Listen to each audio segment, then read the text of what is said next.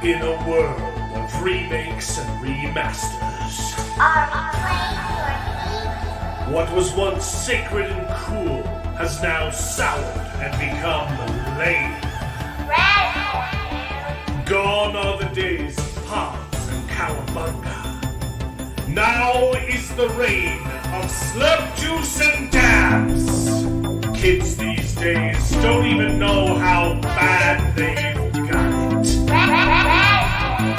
Now it's up to the best generation to rise to the occasion and make a show that dares to go where a lot of other nerdy shows have already gone quite a bit.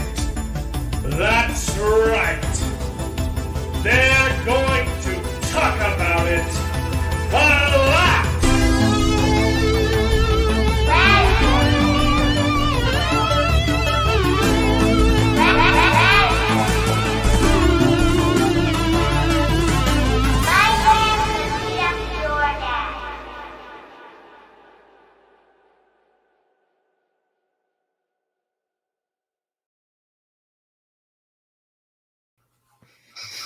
Hello and welcome to the show, everyone.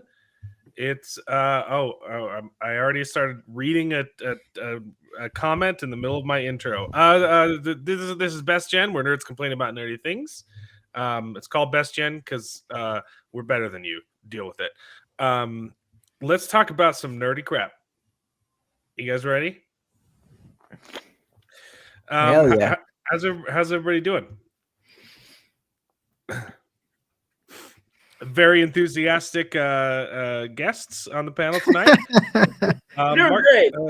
shout out to our channel member Mark Clark in the chat. I see you. You're here every week, and we love you. If you guys want to become a member, it costs $1, and you get access to emojis and the store-wide discount. And you also just get to be part of the coolest. We're cool. Deal with it. We had Gothic Therapy on last week. Suck it. Mark Clark asks the question: what what are Slurp Juice and Dabs? Slurp Juice is from Fortnite. I looked it up. It gives you a shield. We had this conversation the very first stream where you debuted that stinger. I'm like, what the heck is Slurp Juice? Yeah. And Dabs is everyone knows what thing. Dabs is. I mean, I know it by other. I know another kind of dab, but I don't know what euphemism you're referring to. So, wow, it's been a week. It not quite as eventful as last week, but still a lot of crazy stuff going on. And we're going to talk about it. We serendipitously, all the shows we were watching ended the same week that 2 new shows started. So we're going to talk about The Last of Us. We're going to talk about The Legend of Vox Machina, and we might be talking a little bit more about Velma if Corin comes back on, because he sent me a text saying, I decided to watch the first 2 episodes and I've got things to say. He said he was jumping on tonight, but Mark Clark knows. oh, it's a weed thing. Yes, I know about the drugs. I don't. You're talking to a Mormon here. Yep. No alcohol and I mean, no sex before marriage. You think I've done respect. weed? You think I know what weed is? Okay. Me living in California for 10 years of my life, I'm very aware of all of that terminology. I know what it smells like. I know what it is. But most of my weed terminology is from Mexico. So man, you can't walk down a street without smelling weed in Mexico, man. Yep. It's not a bad smell. It's very distinct. Yeah, I mean, depends on the the quality. Yeah, depends on the kush. Mhm. You got the hash.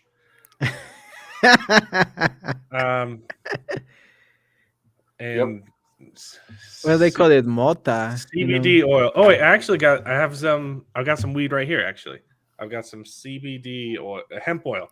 Oh, I actually have it too. Well, I It's have a little. face cream. I got it for free. I got a little thing of hemp oil face cream for free as a free sample at an escape room. Escape. Yeah. Wow, That's that a would weird be door prize. No, not well, how you go. they had a whole bunch of free things they were giving away, and I wanted to get some hemp oil lotion because it's amazing. Mhm.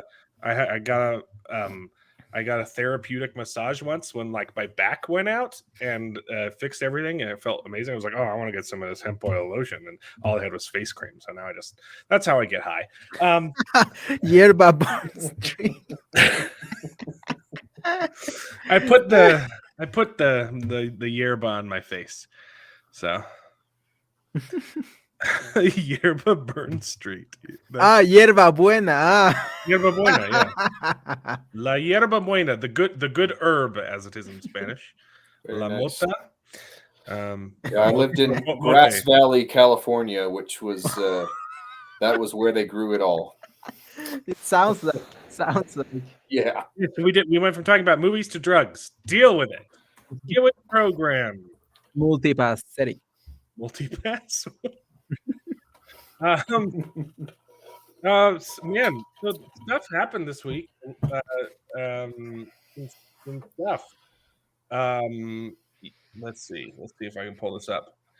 Velma is now the third worst ranked show ever of all time. That's it? Only third?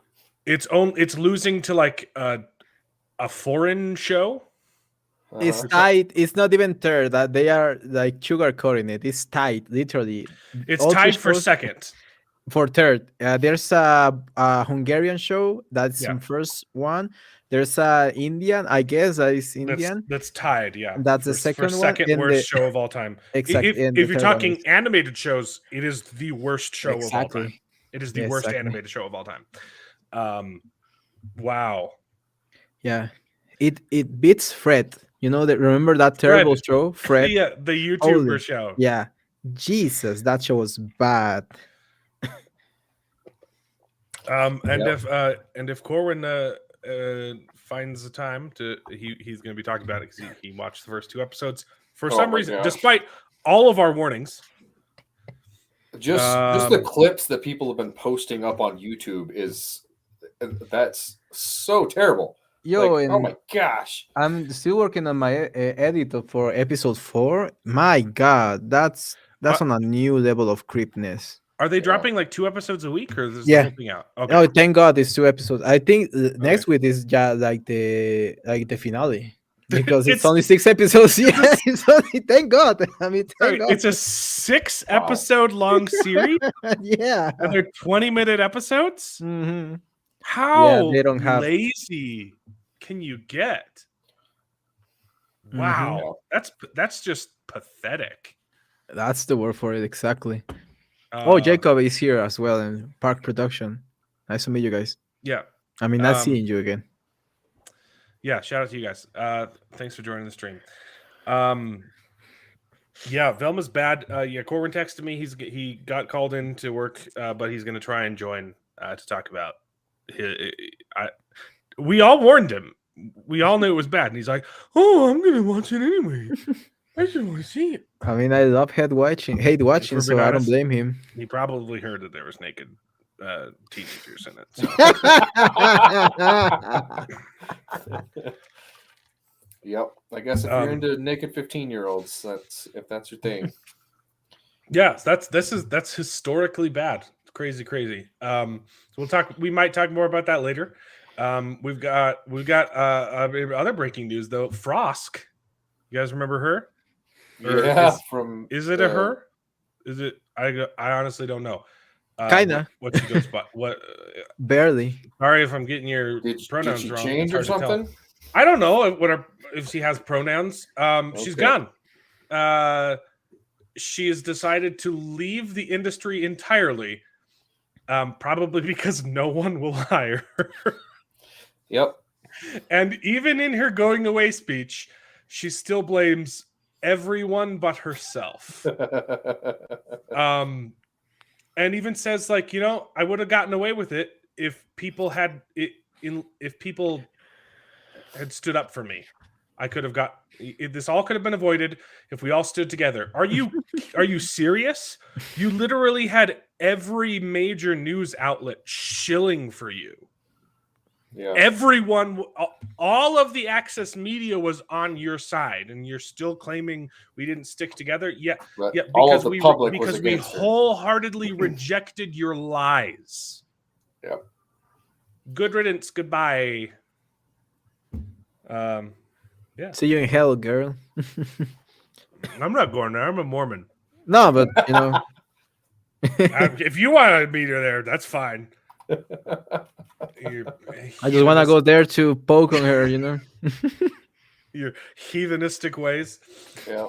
I think there'll be a viewing window from heaven. You can go visit the miserable. Or like an elevator, just to poke on her, with a stick, and then come back. Yeah. Oh. Yeah.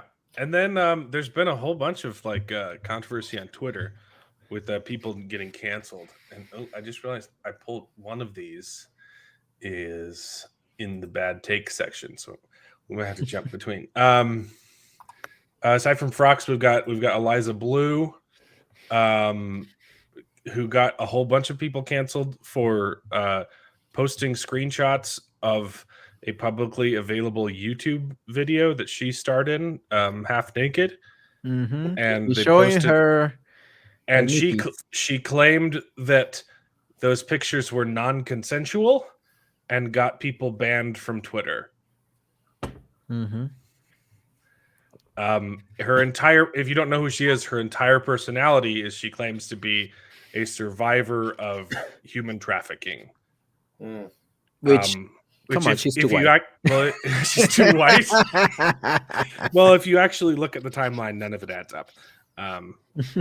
She did the same thing to My Chemical Romance. She was dating the lead singer. She had a different name, and then when he broke up with her, she accused him of things. It was not. Yeah. She was dating Gerard Way. Yeah. What? I gotta talk with my emo friends. She used to have a different last name, or her it was like Eliza Chip or something like that. something stupid made up. Also, yeah. So that's crazy. Just the hypocrisy knows no bounds. Yeah, like the photos they're from a public music video. You can still go watch. It's a world star video that she's just dancing and naked. And Brittany Venti is the one who, because she's touting all this stuff about, I'm a victim, and she's like, wait, isn't this you in this video? Like, most victims don't do this kind of stuff. And then she got banned. Oh, it's not consensual, it's revenge porn. Or what? Like, what? No. what? You got paid for it, lady. And the Chord Ring, in solidarity, retweeted Brittany Venti and is also banned from Twitter right now. Yeah, Brittany Venti's back, but he's still out. Probably because he's not, doubling down on what he tweeted. He's not, deleting the tweet. Which you gotta respect, man. Yeah, good grievance, good for him. It's great. So I know this is just riveting news. If you guys wanted to talk about movies, but there's a whole bunch of other. This is actually one of the bad takes, but it's related because they're trying to get someone canceled too. So the TMCA, Transcultural Mindfulness Alliance, is trying to get Clown World on Twitter banned for being a bigot and mocking one of their tweets by directly quoting their tweet, which is it's a bad take. Not gonna lie. That song is a bad. The 60s song is anti-trans. There wasn't even. Well, probably there was like 2 for every I don't. 100,000. I'm pretty sure there were some back then, and no one even knew that it was a thing. Mhm. Yeah. But yet the They were song just Natural Woman is anti-trans, and they're trying to get the song removed from Spotify and Apple Music. It was quote tweeted, literally verbatim, by Clown World, and they're trying to get Clown World canceled. So One of my favorite accounts of I spend practically all day watching they stuff literally post. they literally never like text anything. They just quote tweet people. What if they do is just saying like they put a clown, emoji, and that's all, or they put a lol or something like that. It's like they're not commentary page; they're if just you're posting. yeah, if your biggest enemy is light, that's a problem.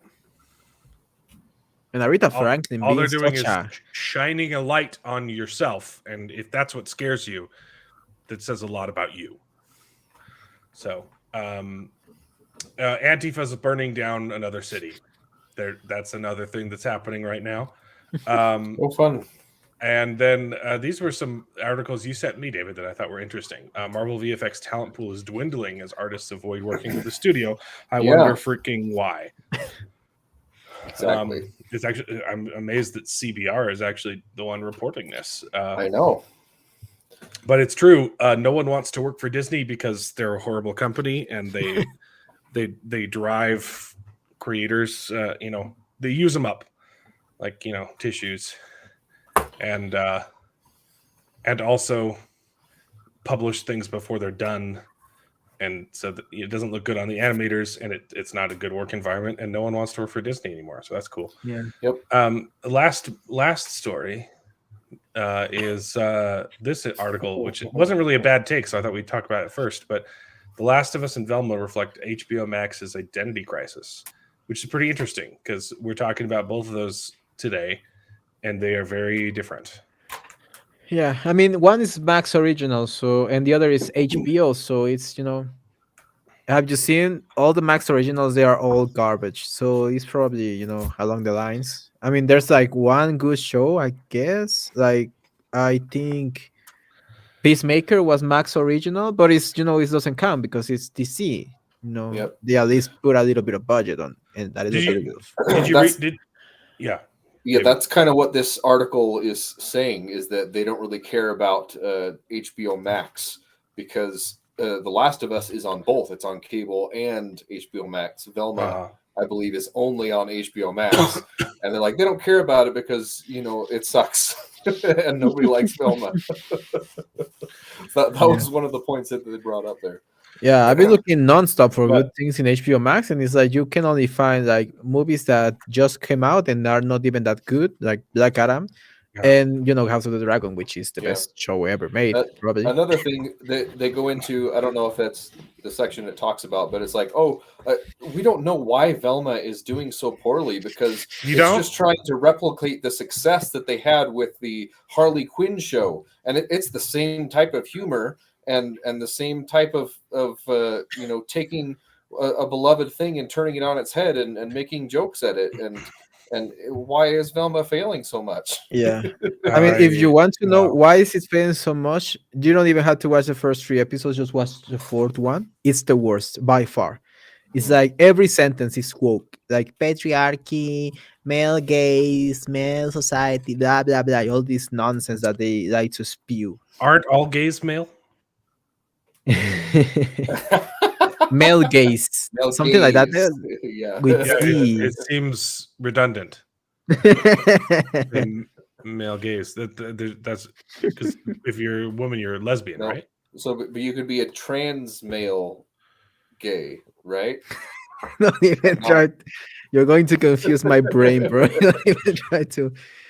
The mental gymnastics that they use are insane. This is an interesting point, though, because I get what they're going for, but also they're wrong. So Velma and The Last of Us represent 2 different content philosophies for adaptations. I assume that one, they're talking about Velma and how it's a garbage adaptation, completely how it hates its source material, and how The Last of Us is faithful to the source material. Mm-hmm. The problem is, so they took a wholesome thing and turned it woke. and they took The Last of Us and was faithful because the source material is also kind of woke. That's what you're missing here. Mhm. The end Well, result is two things that are kind of woke. the second game, So yeah, the first one is different. Yes, it is a different in adaptation, but it's because one of them was already a little bit woke. Mhm. So I mean, you're kind of there, but for the wrong reasons, right? Interesting point. Now the first game wasn't that bad, but obviously all roads lead to The Last of Us 2. And then, well, the first game, remember that they dropped the DLC where they made Ellie a lesbian. Yes. Yeah. Also, wasn't Ellie pretty in the games? Hmm. That's probably a mean thing to say. That's No, most... yeah, it was I don't care. aesthetic. No, she was aesthetic. That's most of the news. Sorry to bore all of our viewers with that. Oh no, there. You guys, there's the whole Crowder Daily Wire debacle. Oh my god, yeah, that's Don't just even like a that. slap fight. Like, That made me so depressed this week. yeah, me too. I was Yeah. like, I love them both, but it's like, okay, they both gave me reasons to stop loving them so much. You know, it's like, I will say I'm definitely leaning towards Crowder on this one. I they've both done great things. I think, like, obviously, like, What Is a Woman is probably the most important documentary of all time. yeah, And the Daily Wire is great, and but it got pretty ugly. I think the what's disappointing to me is that the Daily Wire took it very personal, and in all of their like attacks, and they came out pretty strong. They outed themselves first off. Yep. Crowder was being anonymous and just saying, "Hey, I'm trying to fix this problem," and then they decided to say, "Oh, it was us. We were the problem," which is a weird move. did you But did you watch the? Yeah, did you? I watch watched it all. I watched the it all. Babylon B. The Babylon B video is like, okay, Babylon B guys, is good. we are the big con. And I was like, It was cute to think Daily Wire was the one he was talking about. What's disappointing is, like, I understand both their philosophies. I understand that Crowder wants to be able to say things that can't be said on YouTube. And I also understand the value of a company that wants to work within the parameters because you'll have more reach. Right. The problem is, in all of their responses, they didn't address any of that ever. The Daily Wire made it all about the contract and the money, and never once if all they had to do was come out and say, "Hey, we just have a different philosophy because we want to reach more people," I would have been like, "Okay, that's great." But they didn't, and they made it personal and started attacking him, and it's kind of lost. That was my respect. issue with it too. I didn't like a lot of the responses from some of the Daily Wire people, especially Candace Owens. Oh yeah, Candace Owens on Tim Pool did so much damage. Yeah, but I am still more on the side of Daily Wire because I understand where they're coming from. I know, like I said, I understand both points of view, and I know what Crowder was upset about. Yeah, but it's just, at the end of the day, you're still on YouTube. Crowder has always been on YouTube, and you've got to work within the system to make the change. The big difference is, though, because they kept touting the $50 million number, which is completely disingenuous because the contract says if your channel is demonetized, you automatically lose 30%. Crowder has been demonetized for years. Right. And he knows that. So he uses his YouTube. He makes zero money on YouTube, and he uses it as an advertisement to pull people to Mug Club. And at the Daily Wire, they have a couple of videos that get demonetized every now and then. So it makes sense that that's their business model. Hey, if your video gets demonetized, well, we lose money, so you lose money, whatever. Yeah. The problem is they offered him a contract saying, hey, we're offering you $50 million, except that automatically 30% of that is gone. Right. So we're not actually offering $50 million because right off the bat, 30% is gone. Yeah. I was on the they use that as like a scapegoat. It's like, oh no, we're offering so much money, and like, but if you read one sentence in, you're not. right? Mhm. And I understand and agree with that 100%. And if it were me, which it's not, you know, I would think that, you know, anything you make on YouTube or anything else is just adding to Yeah. that instead Yeah. of subtracting, and go from there. So, but I mean, I understand both points of view. Yep. You know, And like but Mark Lux says, it's a lot of just people are sucks. I upset hate that he it. recorded the phone call, and I don't I have a think problem that with in that. Texas But is legal, but it's like a little bit scummy. It's yeah, not the best look, but I feel like if I was in his shoes and I was offered a contract that was that crappy and realized that, hey, these people aren't my friends anymore, I wouldn't. The problem with the phone call though is he did do it behind their back, and he did it preemptively. And even though he said, I didn't want to do this, well, no, that's a lie. You did want to do this. You were expecting to do this because you recorded but it. in the video, in the video before, he said, Jeremy look, I Boring have the receipts and I don't want to use them, but if you make me, then I will. But Jeremy Boring specifically said before that came out, that said, hey, on the phone, I probably didn't explain it very well. Yeah. You know, in my opinion, they I are was caught both off guard. acting like spoiled little brats. Like, if you say to me, you get 50 million and don't get demonetized, I will be like, I will shut the hell up and just do as you command. Yeah, and that's the thing. Yeah, for some people that is a great deal, right? And it's not a good deal for Crowder, and he shouldn't have. He never should have been part of Day of the Wire. He needs to be independent. Whatever. Yeah, let's move on to nerd stuff. Oh, this video is funny though. It's okay. There's someone who does a Ben Shapiro impression. Let's watch it real quick. I saw that one too. That's good. You guys saw this one? Okay, gang, I obviously have to respond to the Crowder situation. It is an absolute mess. What went down should not have happened. The contract should not have been seen by the public, which is why you have to protect your important online documents by using ExpressVPN. Protect your data and keep your next $50 million podcast contract super secure by using code BEN for 20% off. It was a solid friendship, so it's always hard to lose a friend. It could be one of the hardest things in life, but one thing I did not lose was sleep, because I slept off this treacherous week in a Helix mattress. They're incredible. I use them every night. I woke up feeling great. Make your next publicity nightmare a dream with Helix. But I really wish he didn't do this passive accusation thing. If only he was more forward and wearing a Tyler Fisher t-shirt with virtue signals printed right on the shirt. Tell the world. It keeps going on, but that's he does another one. I think it's the same guy. He does one with Jordan Peterson. Oh my god, that was so good. It's so good. That one's even better than even Michaela Pearson. I was like, okay, look at this guy. Yeah, he's a funny guy. That's great. Yeah. So, The Last of Us. Yeah. Have you guys played the games? I've never played the games. I know the premise of the game, which is basically everything that was laid out in episode 1. And I know about the second game.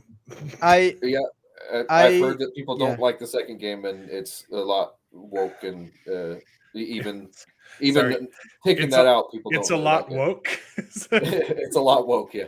It's a lot more woke. But even disregarding that, I've heard that people don't really like the second one. Exactly. I haven't played it because I cannot. I'm waiting for the remake because I'm a PC gamer. Mm-hmm. I hate PS5 exclusives. I hate that they are so like, come on, I don't want to get a PS5. I cannot even get a PS5. I don't know, find no one that has a PS5. And the fact that it takes so long, like I understand the concept of an exclusive, but when did the first game come out? Like 2016. I don't even know. Yeah, it's almost been 10 years, and it still doesn't have a PC release. It's crazy.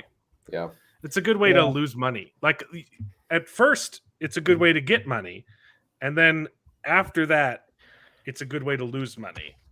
If you wait more than 2 years, 10 years, crazy. Yeah. Well, yeah, because almost 10 years. Finish the game and then nobody's playing anymore, right? So it's like especially after it's been 2 generations of PlayStation consoles since it came out too. What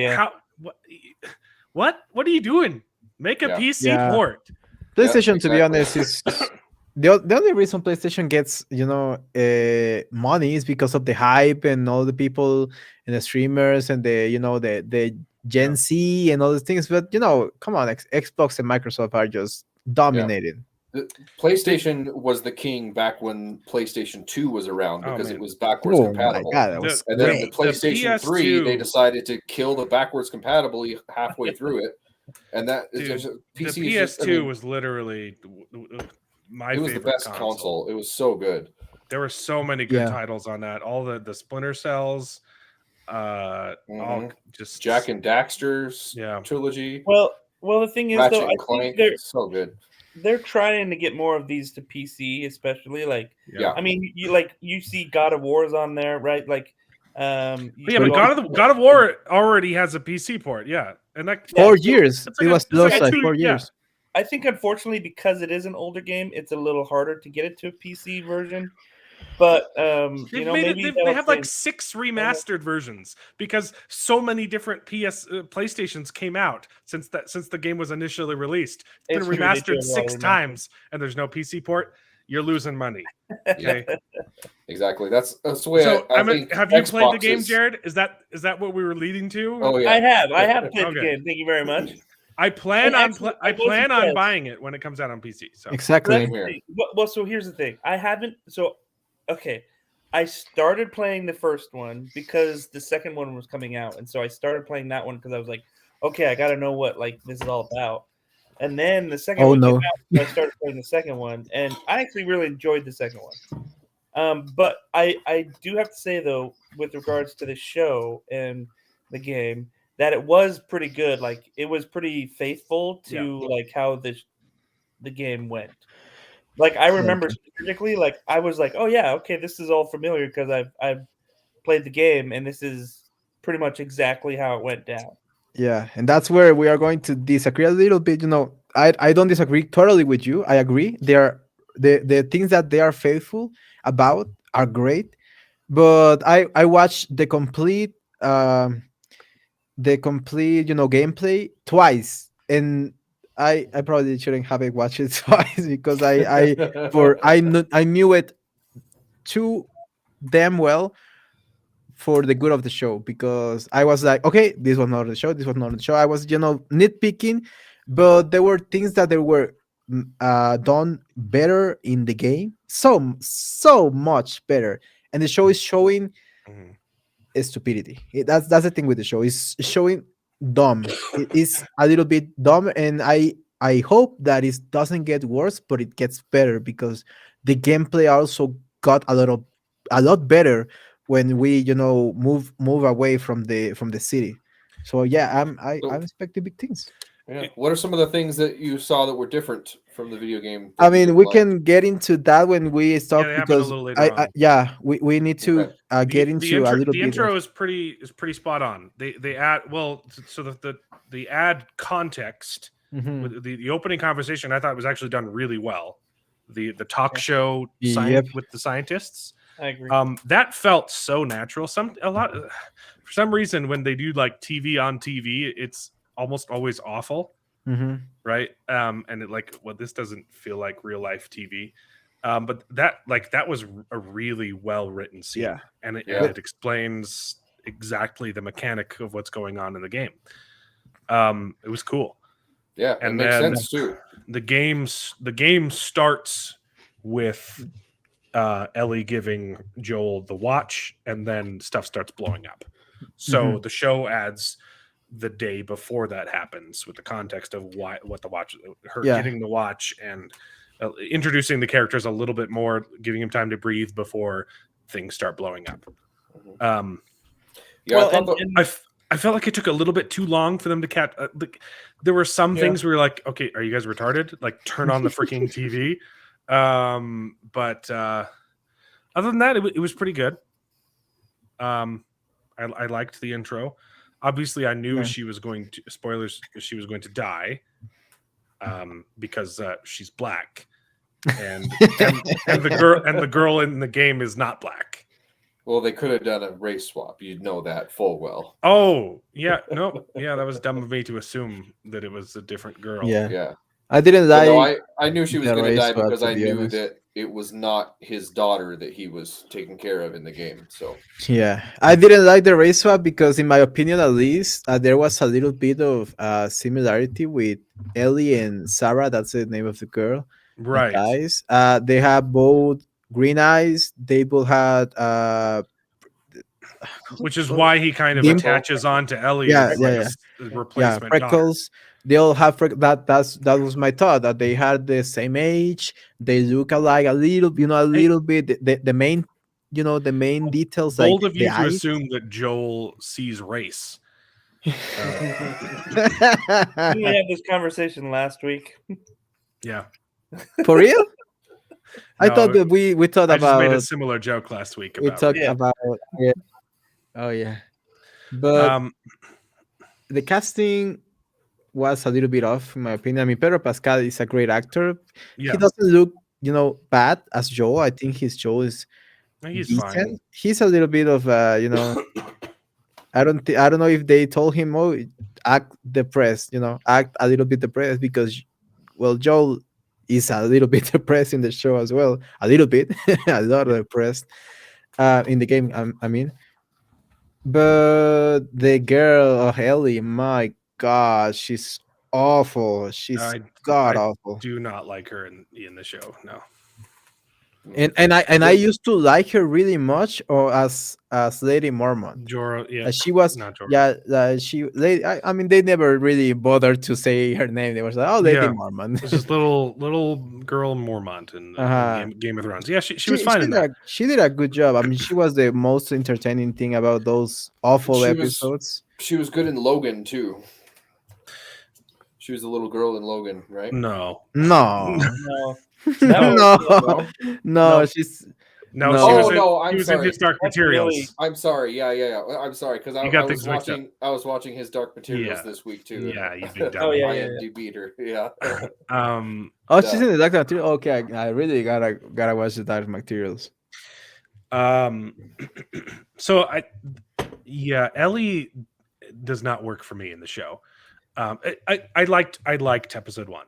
It was pretty good. Oh, yeah. I Yeah, think there Definitely. are a couple warning signs, but for the most part, it was a good. I liked it. Mm-hmm. I don't like Ellie.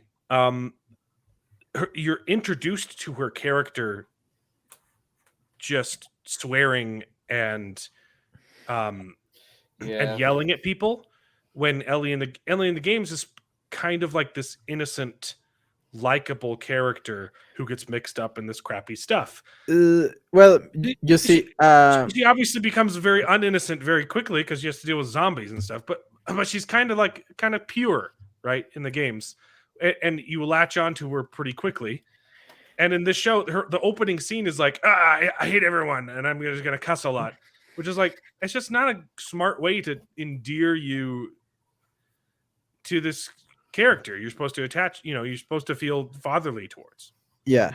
I mean, I'm pretty sure that Jared can back this up, because in the game, actually, Ellie does kind of the thing that they try to do in the show, but in the show they exaggerated it, because in the game where It's also Joel, not her introductory scene though. oh no, her introductory scene, but we don't know, because we don't have Ellie until she meets with Joel. She meets Joel for the first time, and she's like basically trying to stab him, because he was pointing a gun at the black girl. I don't even want Marisha or something like that. Whatever, black girl. But, I think it was Marisha. Black female. Marisha, probably. Yeah, something like that.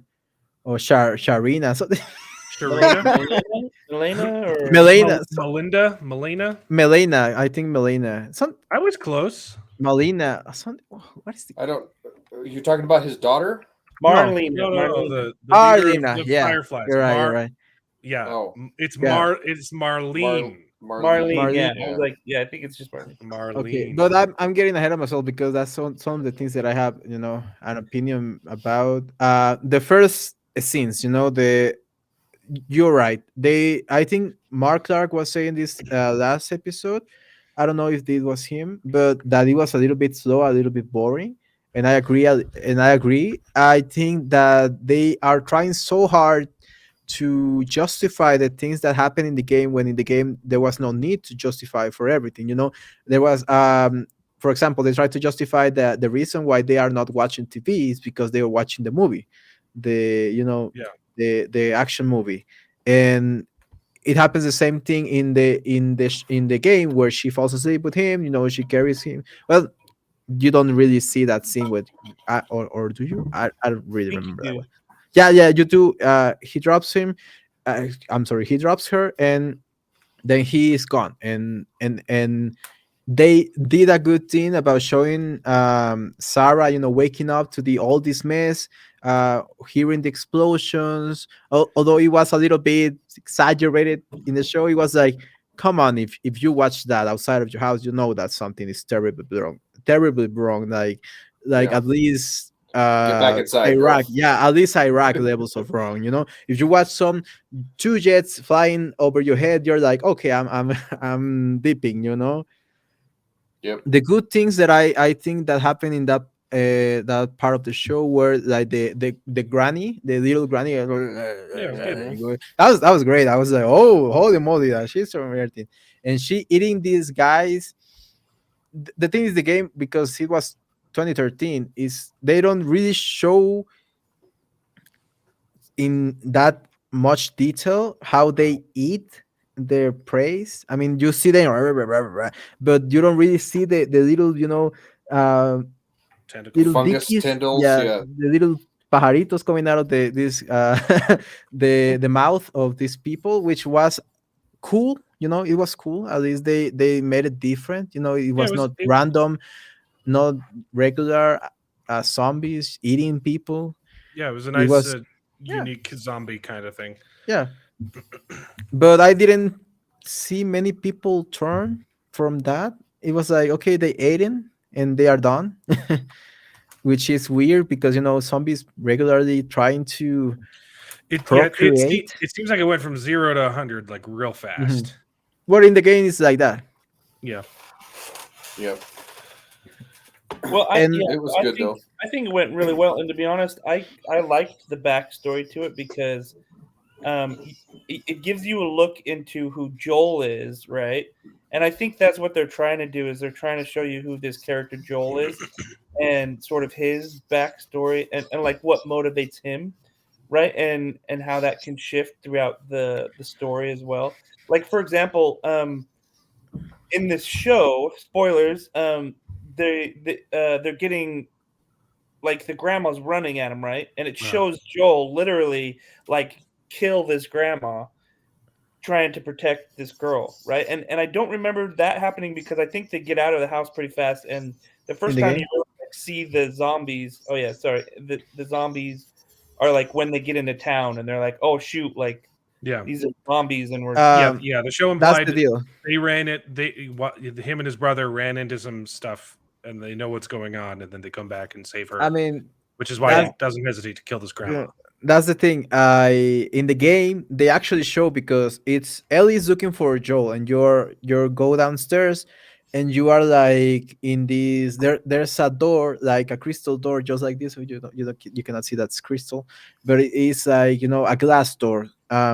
And then a zombie just comes out of nowhere, and that was in the game, that was impactful because you're like, okay, what is this? It's coming out of the bloom, and they know nothing about it, and they're like, what is this? And then Joel comes and kills the zombie with his gun, and he's like, oh, okay, it's a zombie. No, there's a, well, you obviously know there are zombies, but in the context of the game, they don't really know what's going on. They are just thinking that it's just violent people attacking for any reason, no? Right. But I think that this was one of my complaints. I think they did it better in the game. The zombie coming out of the bloom, and I mean the scene in the show, uh, building up to that, is great. The whole grandma, eating on the dad, and finding the grandfather, all like, almost dying. That was great. But then comes Joel and just smash her with a hammer, and she's done. And it's like, Yeah, I what? felt like there could have been a little bit more tension there. Yeah, yeah, well, yeah. Or it but could have lasted a I little mean, bit longer. anything with the head, that's how you stop them is you take care of the head and then the zombies are nullified. Yeah, but for me, it felt better to show that he is good with a gun. That's the thing, because they try to show that he's a veteran. They just a bumper sticker on this back of Yeah. his truck is like, oh, Yeah. veteran. He's like, You can do a little bit better than that. Yeah, Yeah. but you're right. The building up to that. There's a throwaway line that referenced it as well. Oh yeah, Like one line where it said something about his service or old yeah. job. The way Iraq or something like that. His brother's not a veteran, right? Or did they both do? They don't even. It seemed to me like they both did, but Yeah, I'm not sure. Close the door. they don't. I mean, Love you. the brother is Mexican or half a Native American, and Pedro Pascal is white. He's a Native American brother for some reason. Okay. Yeah. Well, but was that just some guy? Well, never mind. No, it's Tommy. This is his brother. Yeah, it's Yeah. Tommy. And the whole thing about this felt a little bit weird as well. Mexican. Yeah, and I his think brother's Native American. I think this Pedro Pascal is, And his daughter's black. I mean, Pedro Pascal Yeah. is Peruvian, Yeah. but he's a white same Peruvian or thing. Chilean. Yeah, same garbage. Yeah, and the whole thing about Tommy being in jail when there's like a whole the whole right. town is going under, and they're like, oh no, this guy defended a waitress in a bar, and like, oh, we're gonna jail him up. That was It's that like, was weird because they go out of the way to show you that the main characters are missing the hints that everyone else is kind of figuring out that there's police going everywhere, right? There's a bunch of extra police activity. They're like, oh, what's going on? And then they take the time to arrest a guy who got in a bar fight. Yeah. Like when they go out of their way to say that the main characters are behind and they haven't figured out what's going on yet, and then imply that other characters, it's silly. That's a good point. I did not think of that until you brought it up, but that's a good point. Yeah. But I agree with Jared saying that they are filling the gaps, so it makes sense. They're trying to give the backstory, so it makes sense that they do that, but they can do it a little bit, a little bit smarter. And that's the thing that I am worried about, that the writers are not as smart as the writers of the game. That's a little bit of a red flag. I've heard a lot of people asking the same question. Apparently, a lot of people didn't even know that Tommy was his brother. When they introduce his character, he says, "Did you save some food for your brother, for your uncle?" And then Really? he's like, "Is there enough food for your uncle?" Oh. And then Tommy walks in. Also, when it could be brother-in-law, right? I don't think they use the word brother, but like they do later though. They do later when he's asking where he's trying to find out where his brother went. But I've heard a lot of people talking about the movie who didn't even know that they were brothers. Which if you played the game, but I don't know how you guys missed it. But. In the game, it was also cool that Tommy was just screaming, calling nonstop, Joel, like messaging, "Where are you? I'm coming by." That's why it makes sense that Tommy was coming by and meeting them outside of their home. But yeah, moving on. They get into the truck. They save Sarah. They get into the truck and they are, start driving or whatever. And then a plane takes them out. It's like, okay, wheel of a plane, but yeah, the plane. Well, the plane scene was cool. I was like, okay, yeah, that this makes sense. That a plane would literally fall down the sky if there was a lot of zombies in the plane. The discrepancy was some chunk of the plane came flying forward, hit the truck from behind, and then the truck flipped the other way. Mm-hmm. Yeah. It was weird. The truck, a piece thing hits it, and then it starts flipping this way, which was weird. Yeah. Oh well, it didn't show it happen, but they woke up and it's upside down. You're like, yeah, that part was a little just bit pushed it forward. Yeah. And if a thing from a plane comes out, you die. It gets destroyed.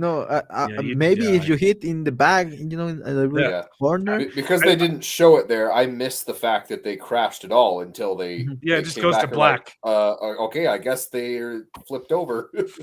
And in the game sorry, go ahead. Yeah, that was the first time that kind of took me out of the show. after the crash, and then they're separated, and they're like, "Oh, I guess we'll have to split up now." I was like, "Okay, so this is just a video game thing now." But then it No. shows the alleyway, and there's a he couldn't have just squeezed around. Like Yeah. I get that this happens in video games, but it doesn't happen in real life. But in the video game, it's way better. First of all, in the video game, it's just another truck that crashed them, which makes sense. Everything is a chaos. Everything is Yeah. chaos. So another truck tips them over, and Sarah is like, okay, my legs are broken basically, and that's why he has to carry her. In the show, he's like, Oh, okay, she my breaks her ankles. He's like, well, whatever. Yeah, in this show, he's just like, we'll go different ways, I guess. But like, it doesn't. No, but like, in the game, yeah. sorry, in the game, it's like it's great because they show that Tommy is such a badass character, such a great character. He's like, I'm going to. There's a lot of zombies coming, and he's by the door is stopping them from coming in, and he's like, I'm going to block them, and you run away with her because you need to get help. I'm going to outrun them. And that's when it's like, okay, is Tommy dead? Is Tommy alive? Yeah. That's that whole mystery in the show. But in this is like, oh, the car is flaming. I'm going on the other way with all the zombies, and you can go ahead and it also didn't show like how big the pileup was, because I thought it was just like those two cars. Just walk around. It was just two cars. Walk around. It was like Kenobi.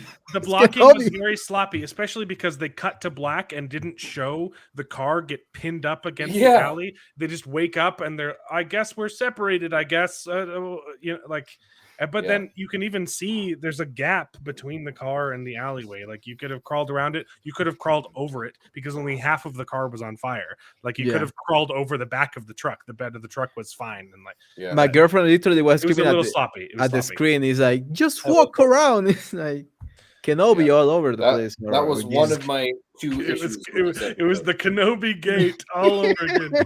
Yes. But yeah, I don't know why they didn't do what was in the game, which was great. Tommy, left behind, trying to stop the zombies, saving his family. And it's like, okay, whatever. They keep walking. That was one of the things that I was, this is a red flag. This is a red flag. They keep the other scenes apart from that is like, okay, that's great. The whole persecution and Joe running and whatever, and they find the guy, and I think they did it better in the show than in the game. In the game, it's like they don't really show this guy remorsing. In the show, I think he says like, but there's a kid, there's a kid, and he's like, okay, whatever, following orders, and then they shoot them up, and spoiler alert, it was done well in the show. He's like, wait, and through they didn't say a lot, but you got it through context. He's like, wait, what? You okay, I guess that's my order. It was cool, yeah. Or in the game, maybe I'm making a didn't- mistake, because in the game he's like the police officer is like, but there's a kid, and you're like, oh my god. Yeah. The death didn't really affect me. I don't know if it's because I knew it was coming, or I thought if it was didn't great care about the character. I probably, don't know. Like I knew the story. I know that she dies, so that was probably. I don't know. But yeah, when they were being on the side, I was like, I think she acted well. She played the part well. I liked the actress. Yeah. I thought she was fine. I love Pedro Pascal's reaction to it. Like he knows that she's probably not going to make it, but he's so emotionally connected he doesn't even realize that she's already dead. I really love. Mm-hmm. I don't know. It really hit for me. I liked it. Yeah, it has something to say. Yeah, I need to hear you. I was gonna say I thought it was good. Al, you're just heartless. That's why you didn't feel anything. Yeah. No, I can't say that I was like emotional. Like I didn't, emotionally connect. But I agree with David that I think that particular scene, it was done well, and in the game, that was the worst part of that whole first scene too. Is you're literally It like, would be a lot because you play as her, so like it would be a lot more effective in the game. I think if you're well, like no, I'm playing pretty as sure the at that character. point you're playing as Joel because, I mean, he's carrying her. Mhm. And so, Yeah. but even like I remember playing the game and I was like, oh my gosh, like this is freaking mad. I can't believe that someone would even do this. And so I think they captured that well. Yeah. They definitely did. I think that the only problem I had with that scene was the script, because he's like, I know. He says I know like eight Mhm. times, and in the game he says like two, three times, which was more subtle. And the thing is, like, he tries to pull her up, and I'm like, dude, like you don't do that with an open wound. It's like you don't try to just lift her up. In the game, they don't do that. The girl is just a little bit tilted over, and like trying to get up, but obviously she can't. And she's like, oh, I can't. And then she rests, and then she dies.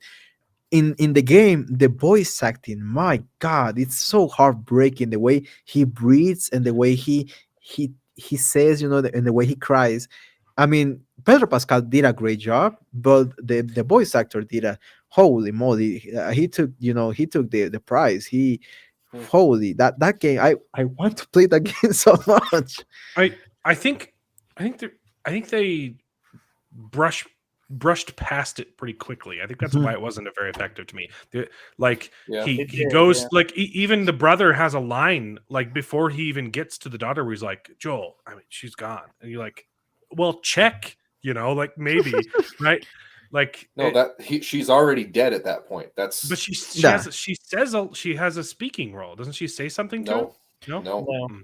Go back and watch it. Yeah. She dies. Yeah. And he's like, hey, She's dead. gone. Sorry. Yeah. But you're right, not it's like she's not gonna make it. It's hey, she's dead already. they didn't Yeah, let but it she's sink also, in. Just leave it there. Just leave her give there, your run. brother like a second, okay? I Well, think maybe that's why it didn't work as well for me. I agree, but I think what they were trying to do is they were trying to show that there was an urgency, right?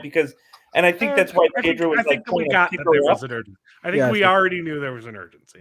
Well, yeah, but so yeah, I think that got lost in that translation. Though, 'cause You're I calling me agree. heartless. I think Tommy was heartless. Okay. Yeah, Tommy was Yeah.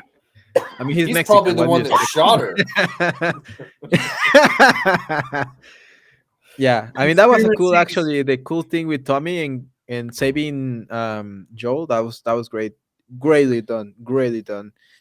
Um, and then that was like the best part of the show for me. Like that took the cake. Like Mhm. there nothing else in the show compared. Like the show went like went in a downhill way, in my opinion. The whole thing in the city was boring, nonsensical. I mean, why was Joe doing literally picking up kids and throwing them to the flames when, well, first of all, the scene with the kid coming into the city, that was good. That was really good. And the police Yeah. woman saying That was like, the same kid that he throws in the fire. You caught that, Yeah. right? yeah. Yeah, but The it's weird thing about that That was scene though amazing. is that like that was his work shift, and apparently his duty for the day was burning a whole bunch of bodies. But this has been going on for 20 years. How are there that many people that died in one day? inside the Yeah. quarantine It zone. was weird. Like It that, was his weird. whole shift Yeah. was picking up bodies and burning them, and I was like, Yeah. it's Not only been that, but 20 years. in the games, he is just a smuggler. Mhm. I mean, they don't really show him doing anything else. Yeah, He's just a it's smuggler. that does not come across in the TV show. Yeah, Like, he seems like a I drug did not dealer. know he was a smuggler. He's a dealer basically in the TV show. He's a drug dealer, Yeah, that's what it looked like. Yeah. He was dealing benzos. Yeah, so like Yeah. because he knew all this knowledge of how to get around the city, but he didn't. Yeah, it really didn't say it screamed smuggler. It screamed drug dealer to me. yeah. Yeah. This is, That was the things that I didn't like. I told you the whole thing in the city is like a little bit weird. it makes no sense. It serves no purpose whatsoever because I thought that when they showed the other police officer getting the drugs from Joel, that he will have like a little bit of of a deal for Joel. He's Yeah, dealer. that Everyone part was they weird. That part was like I like thought that they were setting up that relationship so that so yeah. that when he comes up later, he was gonna be like, oh, fine, like. I don't want to Look, do this. I could get in trouble for this, but I don't want to give up my source of drugs. mhm, Yeah. yeah. And he doesn't. And he, I don't know. That was weird. He's almost That killing was his really dealer, weird. and he's like, "Come on, no drug is going to kill his dealer, man. Like, we take a good deal of our dealers. Trust me. Like, it's hard to Yes, find a good dealer. I know all Even about the drugs. Trust me. You don't kill. You gotta be on good terms with your dealer. Okay. yeah, Also, like it didn't even It didn't even pass his mind that he could have used that as an opportunity to get to leverage him right into getting cheaper drugs. yeah. Right. Corey, when we're talking about Oh, drugs, it may yeah. be Corwin relevant. knows about a lot about. Narc. What are we talking about drugs? Hold on, really quickly. I wanted to address this one comment because I think that is a great idea. We do need a face palming emoji for all of Martina's bad jokes. Let me know which emoji I should replace for now. It can come back later, but right now we can only have 4. Okay, yeah, we were talking about The Last of Us and how Joel is just a drug dealer, and he's supposed to be like a smuggler in the games. Corwin, have you played The Last of Us game? Yes. Oh, okay. So bro. I've played 1. I have not played 2. I refuse to play 2. Yeah, no one is going to play that. Well, thought Jared it was liked good. it, so I he liked needs it to too. explain himself. But he because- probably liked the gameplay because the gameplay looked. Oh, the gameplay was phenomenal. Yeah. Yeah, the yeah. gameplay I'm Mhm. sure is amazing. Isn't The the story gay is- isn't the gay sex scene interactive? Don't you have to like push a button to thrust or something like that? You know, I don't think I even got that far because I do not recall. That's You didn't- probably you why you didn't like finish it. the game? You can't say I liked the game if you didn't finish it. Well, it's because I don't have my PlayStation anymore. Okay, so I can't play it anymore. I'm sorry. Plus, now I'm married. You know, But whatever, Corwin, bro, like 2 rules. We probably don't know this, but it's just a joke. 2 rules that dealers do not, like, druggies don't get in bad terms with their dealer, and if you're a dealer, you don't get high on your own supply, which Joel does by some reason, which makes me think that they're trying to destroy his character, and that's one of the red flags. Is that was like a red he's flag. taking pills and drinking whiskey. In the game, he doesn't drink. He literally rejects a drink from his lesbian partner. I don't know her name. I don't care. But Tess. Yeah. Tess, yes, exactly, Tess. Why is everyone in the show ugly? I don't know, man. In the That- game, Tess was fine. Hey, that- Everyone in this show is just so freaking ugly. That Mhm. actress though that plays his girlfriend Tess, whatever. She's from Fringe. She used to live on Fringe. Mhm. She's a good-looking actress. Yeah, And and they make her look really ugly. I in the know. show. I She- know. she- Well, it's 'cause she she's is not all beaten ugly up. in real life. Yeah. dude, she just got beat up. Yeah, I know. Oh, but Yeah, when she turned her face, I was like, "Oh my gosh, they did a number on her." Because I thought her acting in the show was pretty good. No, yeah. She's she good. was she's really good. good. Yeah, Yeah. I liked her. But okay, we can get into that a little bit later. But yeah, I like her acting in the show. It's just that they did a number also in the Tess character because in the game, Tess is just such a badass. She's a badass, Corwin, how much time do you have? Because I know you really wanted to talk about Velma, and I also know I don't have a ton. okay. Oh, Well, we're right in the middle of talking about The Last of Us, but but tell us what you segue think. really quick because I know you really wanted to rant about Velma. Yeah. So Because for some reason, against all counseling, you decided to watch not just the first you decided to watch 2 entire episodes of Velma. yes, I watched 2 entire episodes of Velma, and they are godforsakenly awful. There's we no other. already knew this. You're right. I don't right. like But you texted me and you called me saying your attitude was like, oh, I jumped on this grenade for you guys, and no one asked you to do it. You're like, I'm making this huge sacrifice. I watched the first. You got to feature me on the show because I watched the first 2 episodes. I'll tell you my opinion about them. No one wanted you to do this, and no one asked you to do this. This isn't. I said we can't. None of us you understand can't do an why entertainment show with entertainment. I mean, obviously, don't try everything. You can't knock it until you try it. Doesn't count for some stuff. But it's a legit show that came out that we all saw and had opinions on. We had but nobody had ever seen it. No, we made the Mexican watch the show. The Mexican inter. You're still trying to act all altruistic, like this was some sacrifice that no one asked you to do. But see, that's the thing. It was a sacrifice to start that second episode of my soul. Why? It might not have been for you guys. Why? Because. I wanted to see what they followed up the first, because it's the first episode, it's a pilot episode, right? True. So you're always going to have pilot episodes of every show suck. This one is beyond suckage. There needs a new verb needs to come out for Velma episode 1. Episode 2 is just as bad. I mean, it is the worst. And you did make a point when we talked a little bit on over the phone. He's like, if they did this as a parody, if they did this as kind of like, instead of Scooby-Doo, they could have done like, right. Yeah. If you didn't call it Scooby-Doo, if you called it Mystery Gang Inc. that solves crimes incorporated gang, and it was an obvious ripoff of, there was a parallel for each of the Mystery Inc. gang. Yeah, like I've seen some of those where they're like, exactly, Mexican or like something like that. Exactly, you could have done this and made it edgy, and we're going places, bro. And literally, no one would have cared. But the fact that you took a beloved franchise and said, "No, this is officially part of the this is a Scooby-Doo entity," Prequel. and then do everything in the show to just crap all over it. That's nefarious.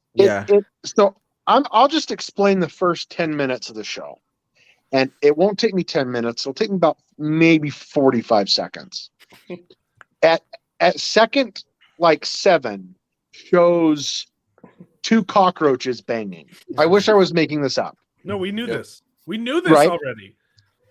Right, but you're like, oh, banging. No. Like, in real life, like, bugs have sex, they just lay on top of each other. No. This is like doggy style cockroaches. Like, he's got that cockroach woman by the love handles, and he's just going at it. Right? Okay. Yes, it's very. Then graphic. The next, they follow that up with, and we already knew this, but I was thinking, okay, it can't be. I mean, I know it's disgusting, I know it's vulgar, but it can't be. They didn't do this, did they? Oh no. The next 7 minutes is a bunch of 15-year-old girls in the shower, butt naked, having a girl fight, and they stopped the private parts from being shown. They didn't even stop it. They put, instead of pasties over the nipples, they put soap scum over the nipples. Like your soap when you lather yourself up, it's soap pasties. Yeah. Like that's what it is. Like it is, gross. And that is the first 6 minutes, 7 minutes of the movie. There's, you name it, it's there. If Velma has a mental disorder because her mom went missing, I don't give a crap if I'm spoiling this for anybody, because good Lord. No, she has a mental disorder because she's an insert for Mindy Kaling. Yes. Yep. But in the show, they have the mental disorder because she solved a mystery and that made her mom. And so she has this literally mental disorder that if she tries to solve a mystery, it will give her a heart attack because it gives her such anxiety. I mean, it's vile. It's vile. She has schizophrenia. Yeah, she has schizophrenia. Yes, it is a schizophrenia thing. And then they turn Daphne into a drug dealer. You find that out in episode 2. Like the first episode, like is just it just goes from sexual to more sexual to violently inappropriate to extremely inappropriate. I mean, it just gets worse and worse and worse Oh, and yeah. worse. I remember what I wanted to ask you, Corwin. Do they even call them Candyman anymore? The Candyman, yeah, they sometimes they do, yeah, Hmm. yeah. Candy You find out, yeah, the Woman. person Velma's are Daphne's lesbian mothers. Does that make sense? The Are both detective cops? partner detectives, lesbian couple parents. Yes, and they pull the cops are stupid thing. Now I've seen it done in shows. It makes me laugh. As a cop, it makes me laugh. It's whatever. But like in the first thing, they have this 15-year-old girl in their precinct, Velma, and they're saying you're guilty of murder, and Velma goes, "I'm not guilty of murder," and instantly both their guns are on Velma. In the interview room, they pull their guns and they're these like are her, pointing them at these Velma. are her moms. Her Oh, no, not Velma's mothers. They're Daphne's. Daphne's Okay. mothers. But Velma's in the room, and Velma knows them because her and Daphne were friends growing up. But Daphne became super hot and popular, and Velma's so they're still pulling guns on their daughter's old friend. yes, who happens to be the black 15-year-old girl in handcuffs. Right. Oh, it's because she's black. Okay, I got yes, it. that is exactly what I got from it. Okay. They pulled because 2 seconds later something happens that's 10 times as worse that happened, and it was a white kid that did it. It was Fred that does it, and they don't pull their guns. They're just like, oh, ha, ha, ha. And all Velma said was, I'm not guilty of murder. And their guns come out and their interface. It's so. Then they play like when I mean the cops are stupid, like they play it. Then Daphne in the second episode you find out she's the drug dealer, and her moms, who are the stupid cops, are trying to capture their own daughter that they don't know is a drug dealer. I mean, it just goes from bad to worse. They make Fred impotent. He hasn't gone through puberty yet. He has a small penis. Yes. He has. Yeah, they make Fred small penis jokes throughout the whole thing. He's this little boy. Then they turn Fred into this psychopathic killer because he's a little boy who could kill people because he's angry that he hasn't gone through puberty yet. It's because he's white. Yes. I mean, it's just it is just the most vile, evil representation of something as beloved as Scooby-Doo is for millions of Americans that you could possibly do. You cannot get lower the whole world, than bro. We also had Scooby-Doo in Mexico. What do they call him? Scooby-Doo? Scooby-Doo? Yeah, Scooby-Doo.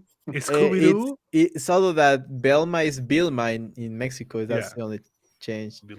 For Vilma for Scooby evil snacks, villain. Scooby galletas. Yeah, it's bad. And so I will not watch. Obviously I'm not going to watch 3. I invite you. You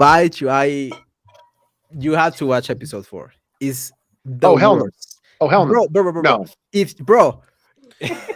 If you think that the whole police things are awful and misrepresentative and and insults to the police officers everywhere, episode 4 is disgusting. There's a scene when they're like, oh, they lock the mothers lock Daphne in her room because she's too hot and the killer is only killing hot girls.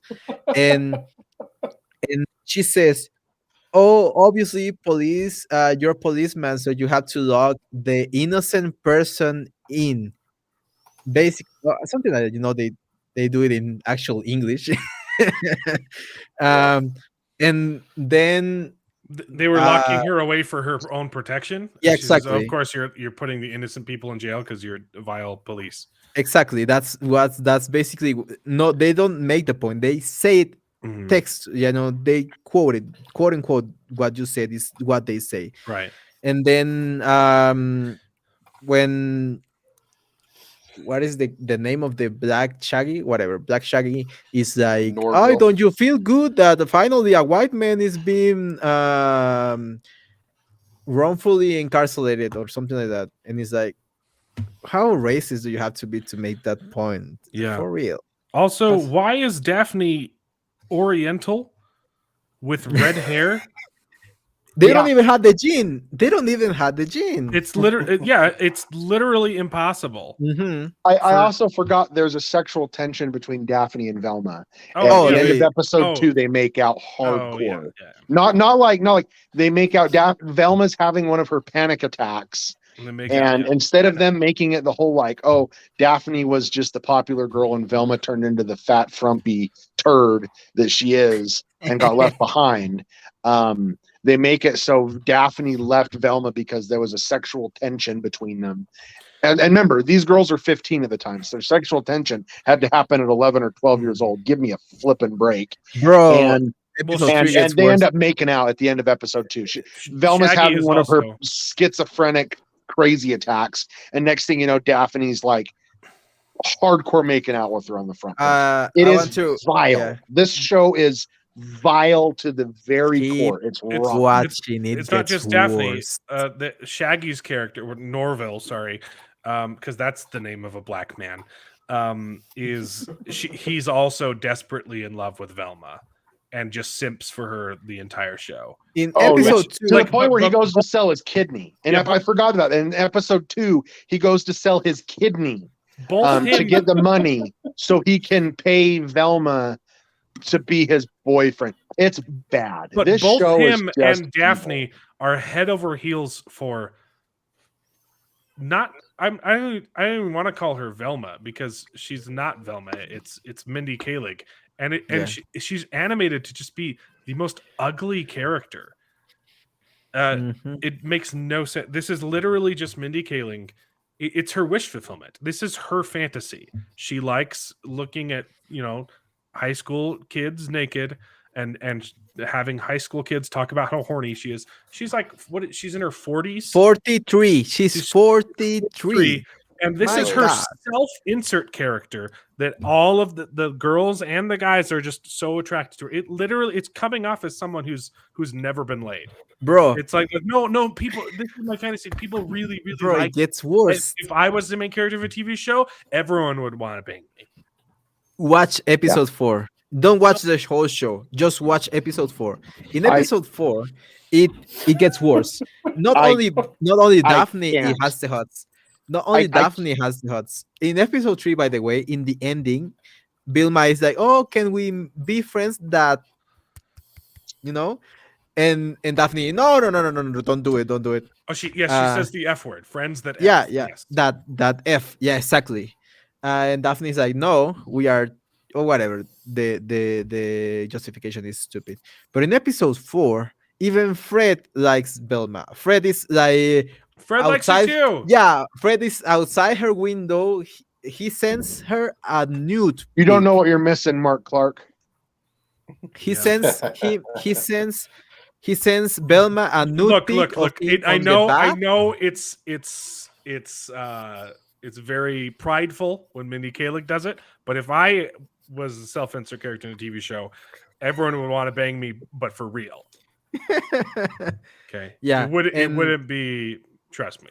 Yeah, I don't know if you have heard of the book The Feminine Mystique, but apparently Fred reads it, and Fred becomes like incredibly attracted to ugly females that are feminist. So he watched like literally, and he's like watching a girl, obviously a 15-year-old with her top Gross. off, It's so and he's gross. like, "Oh, this should be hot for me." But then he looks at a middle-aged woman painting people are a dog sick. on the street, and he's like, "Oh, I'll have the hots." She has like a little mystique, and that's the whole episode. And then at the end, I tell you, he goes up to Vilma's home with some flowers, saying that I'm so attracted to you, and I'm quoting, "Let's go to hand stuff point." These people are sick in the head. These people They are. so disgusting. Watch episode Absolutely 4, bro. disgusting. Watch. And that, well, see, that's No, exactly thank why you. I can't No, thank watch you. episode 4. I mean, I no, can't but watch it because I can't even hate watch it at this point because it's just giving them. I do not want to give them the extra view. or I do not want to just- give them the extra view, and it is Give me not the worth view. my time to pirate it and go to jail for watching Velma I know, or get it's fined not worth for it, it's not watching worth it. Velma. It's not worth it at all. Like Game of Thrones. House of the Dragon. All right, okay. I'll take that chance. Velma, no, not happening. I'm sorry. Yeah.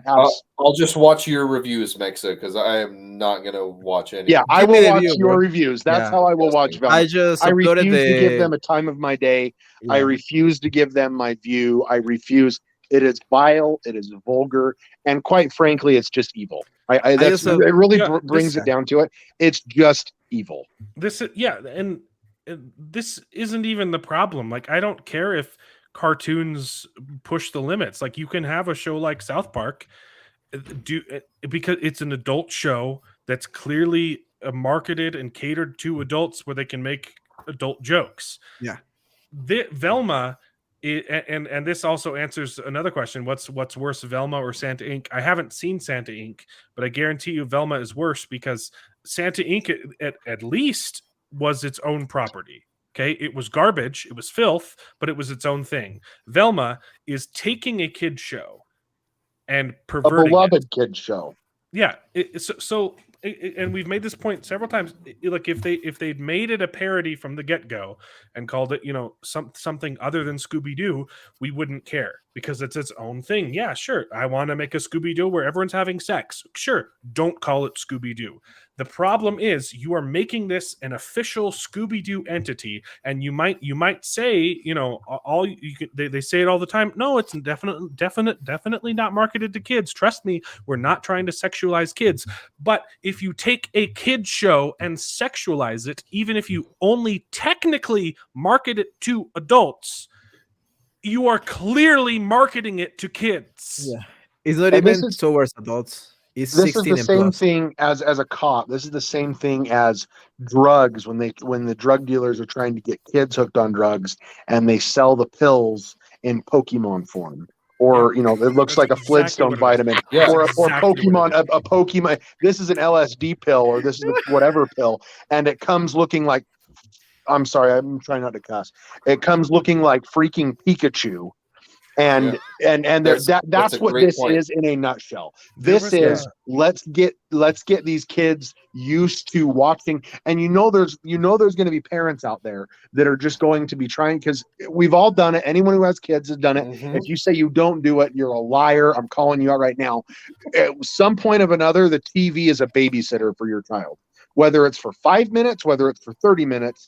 And at one point or another, a TV does become a babysitter. It might not be all the time. Like I said, it might be for a 5-minute period. But you can't tell me there isn't a time where you've turned on the TV and just been like, I need to do the freaking dishes. I'm going to let the kid watch the TV, Cocomelon or Bluey or whatever is on Disney or Netflix that's a kid's show. And you can't tell me that there isn't parents out there sad enough that aren't going to hit Velma because it's Scooby-Doo. I remember Scooby-Doo. Oh, this must be a modern click. And next thing you know, your 3-year-old watching cockroaches on TV. Like, go to hell. The people who wrote this, the people who wrote this need to be shot.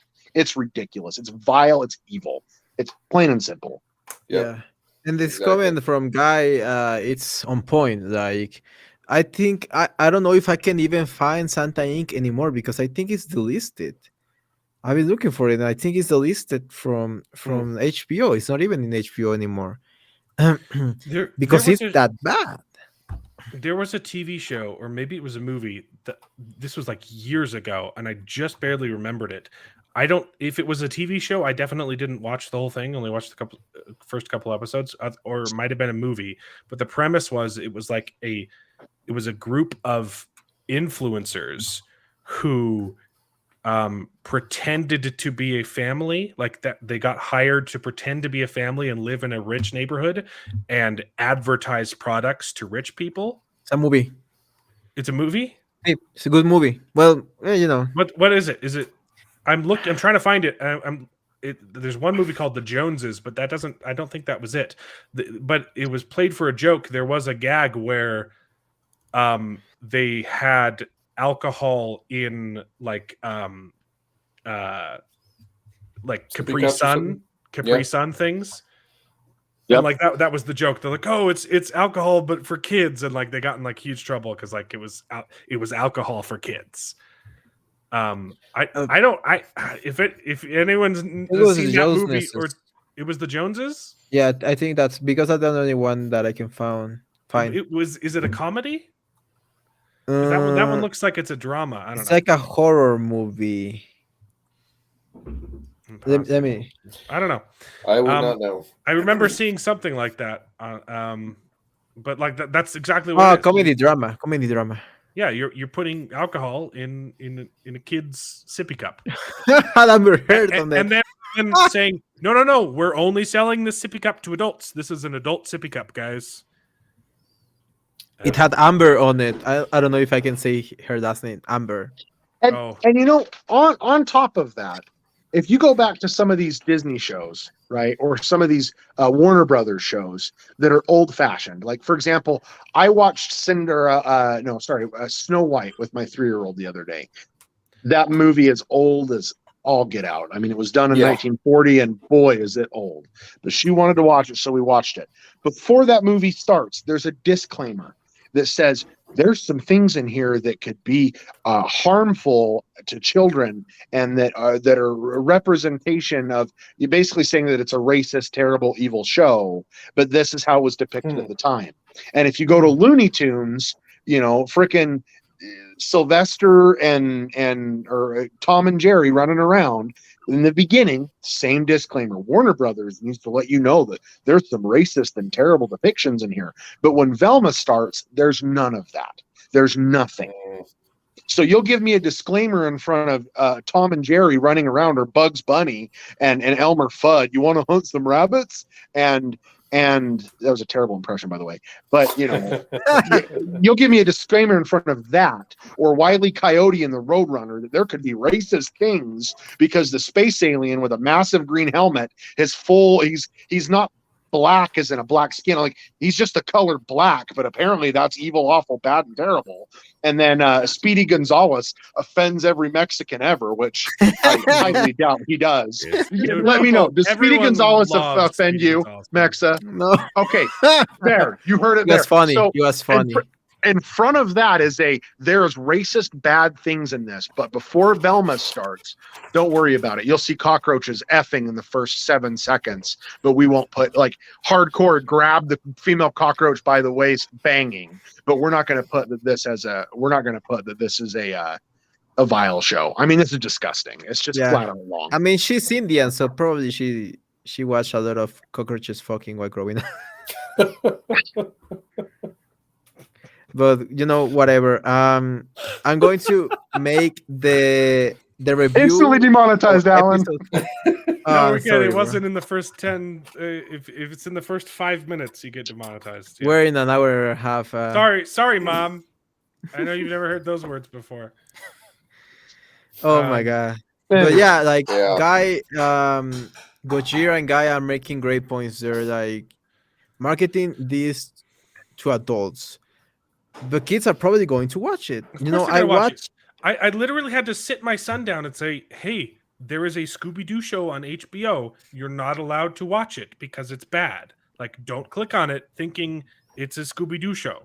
Obviously, I don't just let my son watch TV by himself anyway, but just in case he's at a friend's house and they want to watch the new Scooby-Doo show, like, I have to train him. It's sad that you have to do that on every platform now. Like, hey, on this I have to do it on Disney.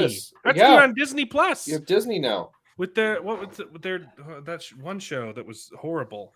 Strange World, and I don't like Turning Red either. Turning Red. Turning Red is weird. That movie is weird. Yeah, and it's not. I mean, it's got lots of issues, but my main issue with Turning Red is they're saying it's okay to disobey your parents because your parents don't know anything.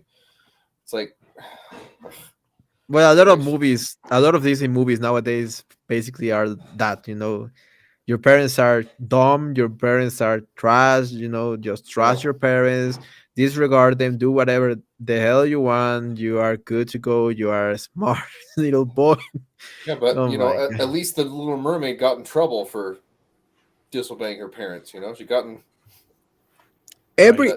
I always learn from movies that if you disobey your parents, you're going to mess up, and it always happens in real life. If your mom tells you something and you do it, you're going to either get hurt or get a leg broken or a bone broken or something dumb like that. But it happens all the time, and it's something that I learned.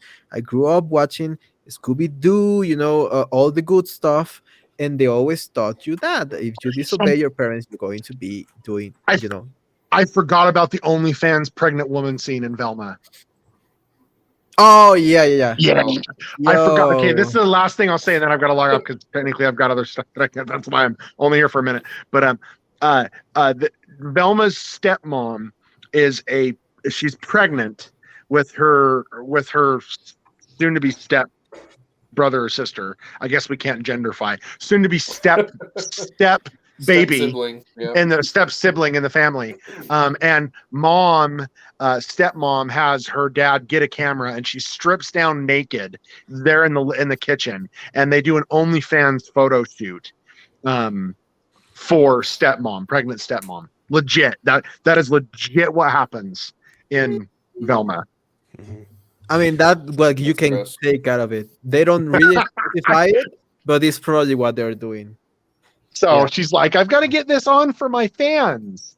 And butt naked, pregnant, and dad's taking pictures as she's holding up like baby on board sign in front of her boobs and stuff. Yeah, It's she terrible. has like a hat that says a bun in the oven. Yeah. So all right. Thanks for letting me crash for just a minute. I got to get back to life, but yes. Do you want to see what? Do you want to see one bad take real quick? Yeah, please. Yes. Okay, I won't play the stinger because you got to go. But amid Velma pushback, Mindy Kaling is a lightning rod held to an impossible standard. Some critics say. And Mindy Kaling, this is coming from the person who starred in The Office. Yeah. To lay it all on one performer in popular media, who's also going. I'm sorry, she's not the performer. She's the creator of the show. She's the writer of the show, and she's the star of the show. Yeah, she's the self-insert character who just completely destroyed this franchise. Yes, we're laying it all on her. That's not. It's her fault that we're doing it. And she basically assaulted could you have that picked a person. worse picture? I hate her. It does actually. You know what? Now, I mean, I know it is. I know Mindy Kaling is Velma, and she's put herself as Velma, but she looks exactly like Velma to a T, down to the deep eyeshadow, down to the eyebrows, down to the big mouth, the facial structure. That's exactly what it is. She said, "Draw me and put me in Velma." Yes. Put me as Velma. That's exactly what happened. And did you hear that she actually well, I'm not going to say actually, allegedly assaulted a guy. She just admitted to it. It was in an interview. She said on one TV show I was on, I grabbed a guy and kissed him non-consensually. I grabbed him, forced him to kiss me, and then afterwards said, "If you tell anyone, you'll be fired." She said this in an interview. Wow. But she was laughing while saying it. She thought that it was funny. Laughing. And Guy, the comment, he nailed it on the head. Basic morality is an impossible standard now. Mm-hmm. Yes, that's basic morality. Basic morality. Just right and wrong can't even exist now. They can't even exist. It literally in Willow, right and wrong cannot exist. We just finished talking about that show. They made all of the bad guys good and ran out of bad things. So, like, I love that Disparu pointed it out. They had to create evil juice and mine it because it couldn't be from a source of evil. Like, anyway, yeah, it's bad, and it's sad that that's where entertainment has come. That's where entertainment has come to right now. Yeah, but watch my reviews of Velma. She could be pretty. She's doing that to her face. Well, she's contorting her face in a way that makes her look so ugly. Also, I never found her attractive, even when she's in the office. I never found her attractive. She messed up her face with a lot of plastic surgery. She said it herself, but there's nothing else that she could do. But, all right, gentlemen, it was a blast. It was fun. I will be on for most of the time next week. I've got to run. Okay, bye. Run, bro. Thanks. Be safe. I did look it up. The movie I was talking about is called The Joneses. It's got Amber in it. You Has know, Demi Moore. And I don't Demi know Moore about you guys. and David Duchovny. Yeah.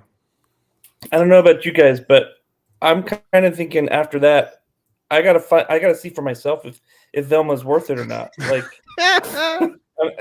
should I Don't start? do it, bro. Just watch my review. Are you saying there's naked high schoolers in the first episode? I gotta see this for myself. Is it really that bad? I'm definitely watching it to see if it's bad. Oh my gosh! You don't have to watch it all. Just watch episode 4 or watch one of my reviews. I'm trying Oh my to gosh. I'll work just on the watch your episode 4. reviews. It's just so long. It's just so much bad things in episode Jared, 4. I think that's the funniest thing you've ever said. Thanks.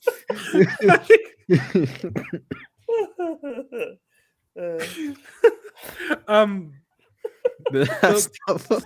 The Last of Us, yeah. So we just got Yeah. we got past the intro to The Last of Us, and we got Yeah. into the city. And yeah, I think it's I don't think it's bad yet. There are a lot of warning signs, like we said, but Mhm. it's less. I don't know. When you get to the city, what's the word? That's good. Hmm? It feels a little scattered. Like they're trying to do a lot of things, Perhaps. but also they're not doing enough. Like I get that I think it's an issue of motive right now. I don't really know what anyone wants. Right? Other than he wants to find his brother. Exactly.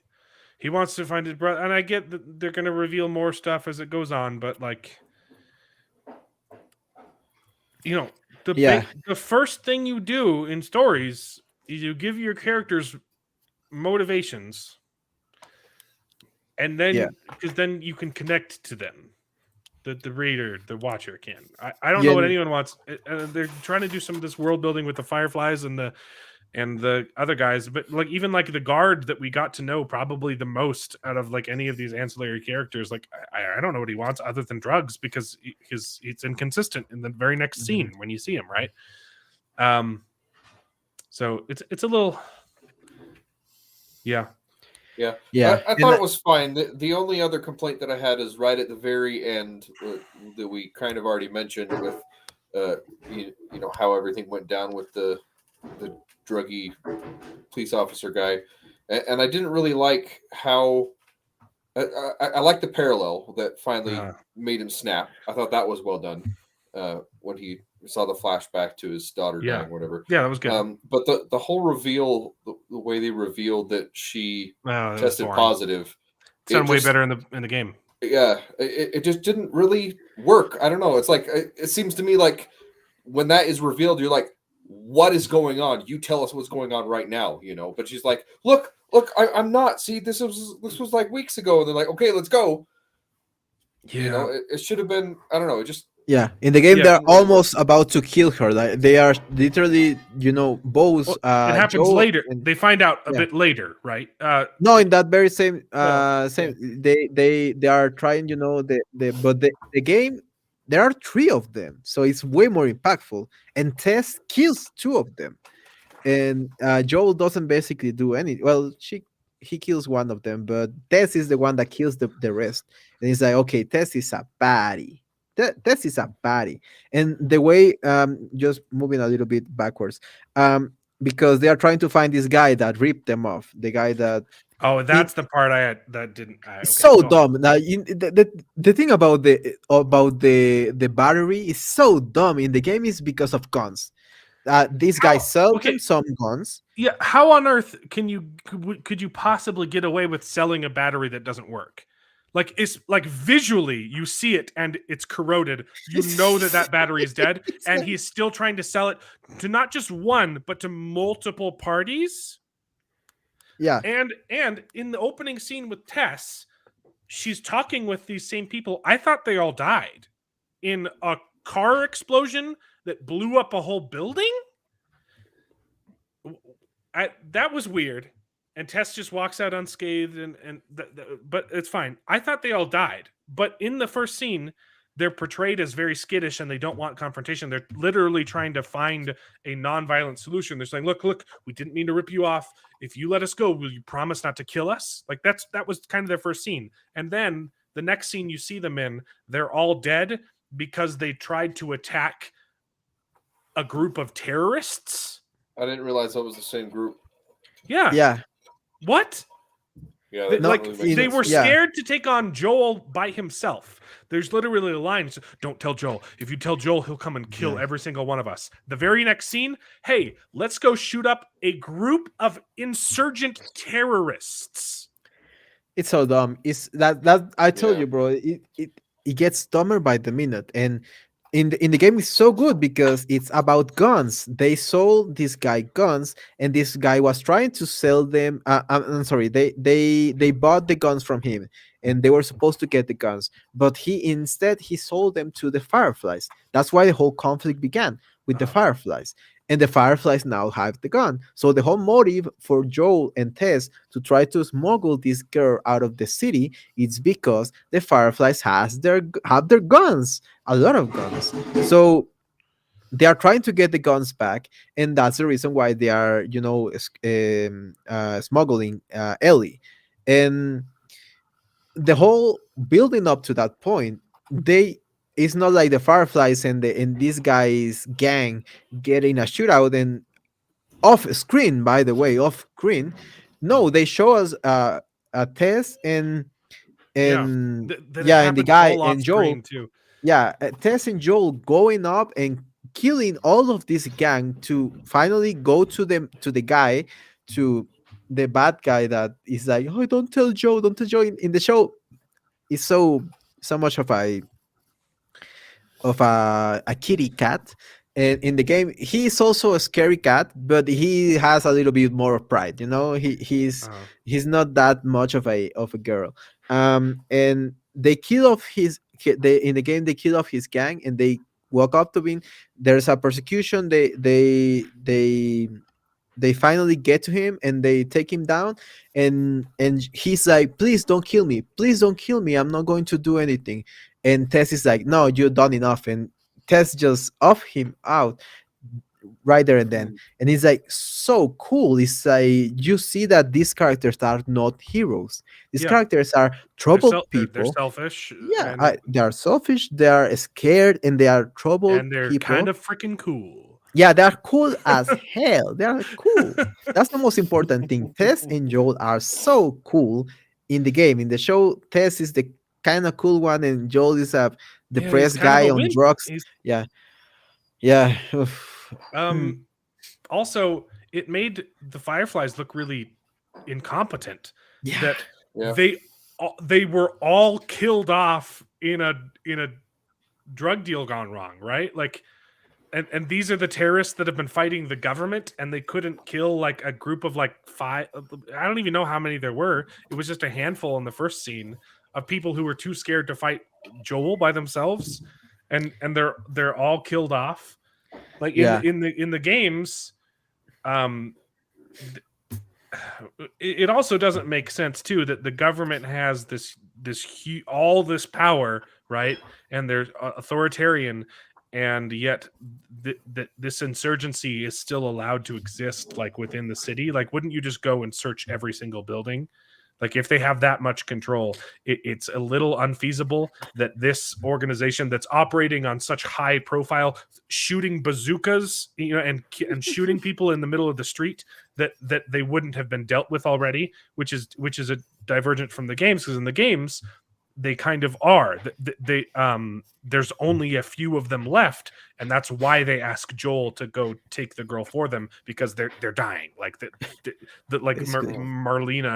Martina, whatever her name is like the last one alive, because it's so hard to operate within the city. Like it makes the government look stupid. It makes the Fireflies look stupid. It makes Joel look stupid. Yeah. All of these people are like, they could have been better. Yeah. Another dumb thing. Does that make sense? Like, Yeah. Like you said, the whole Ellie introduction, like Marlene said, and this is so Oh yeah. dumb. Why is Marlene knows that she's special, so she puts her in a Boot camp? daycare No, for boot camp.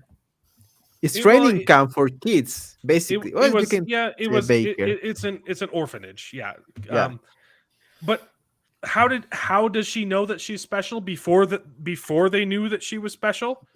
Because they knew that she had gotten bit and nothing was happening. That's No, no, No, no, why. no, no, no, no. no, no, no, When he no. was a kid, when she was a That kid, bite she said was like a week old or Yeah, I 2 weeks know. old. Okay, Yeah, because that's why she was chained up because Yes. she gotten bit and they chained her That's up. not what to- I'm talking about, though. They said when she was a little girl, Marlena put her in an orphanage. Like I didn't get 10, that at all. 15 years ago. controlled by the government. No, I And she just says, I was the one that put No, you in bro. that She orphanage. literally said, Yeah. it's not an orphanage. It's a boot camp.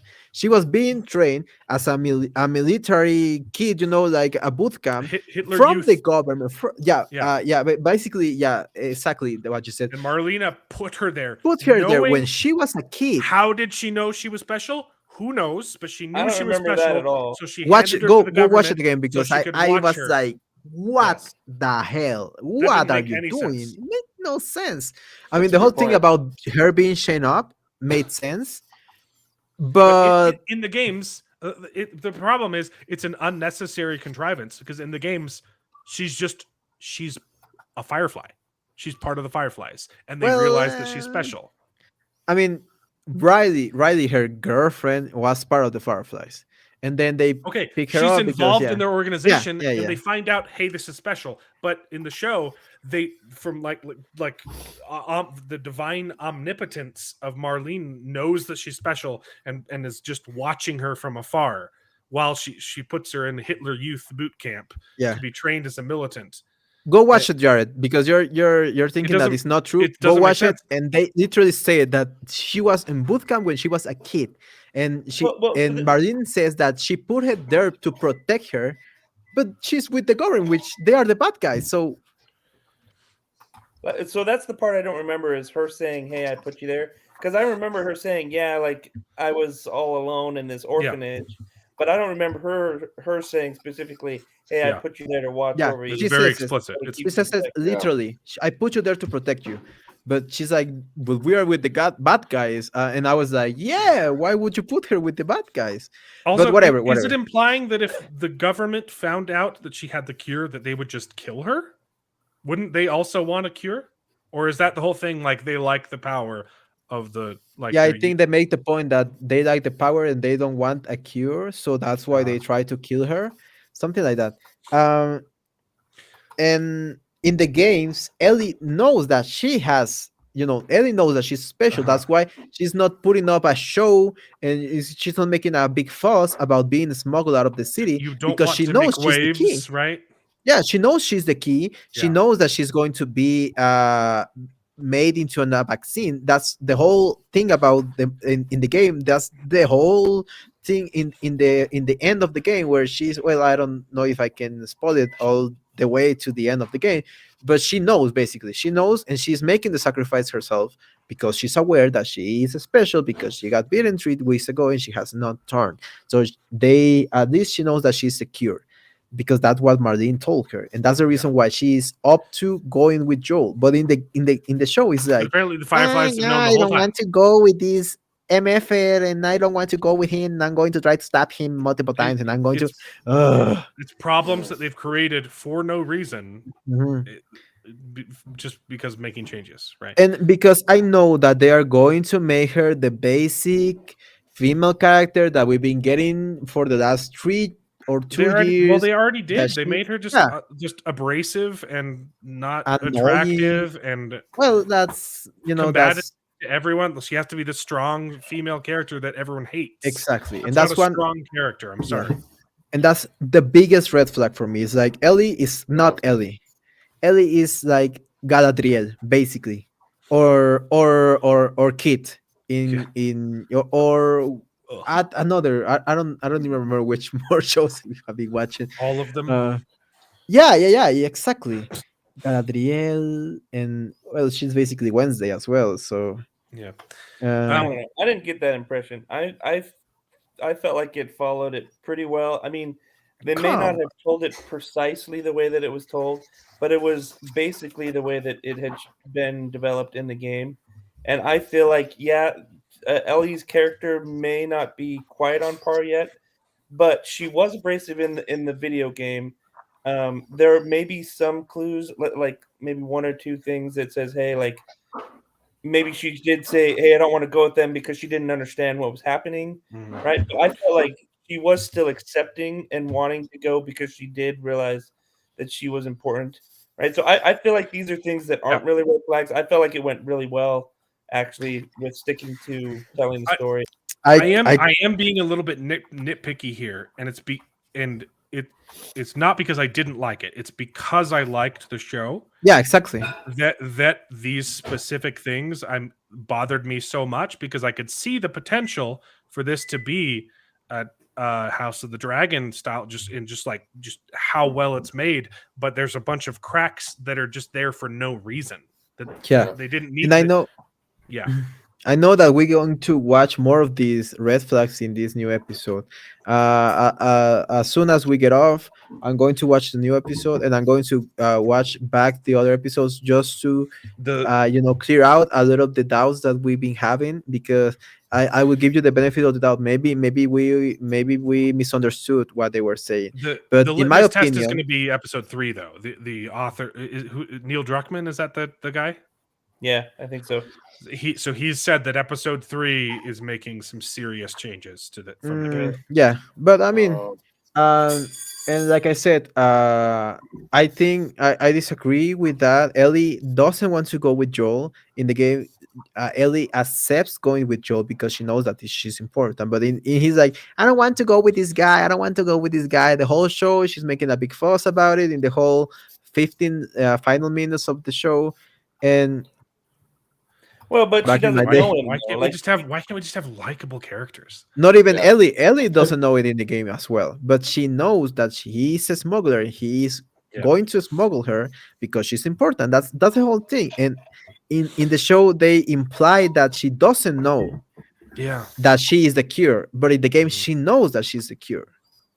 Well, so she knows she's immune. She probably she knows that she's the cure. She's just. She just because that was the original plan, is that the Fireflies were going to smuggle her out, right? But it wasn't the plan for Joel to do that, and so I think she was just like, hey, why should I go with this guy? Literally everybody that was in this place that I was just in just got killed. Like, why should I trust this guy to take me anywhere, right? So I feel like her motivations were fair. To say, hey, I don't know who this guy is. Like, why should I follow him? Even if I know if I'm important, like, why should I go with this guy? Right.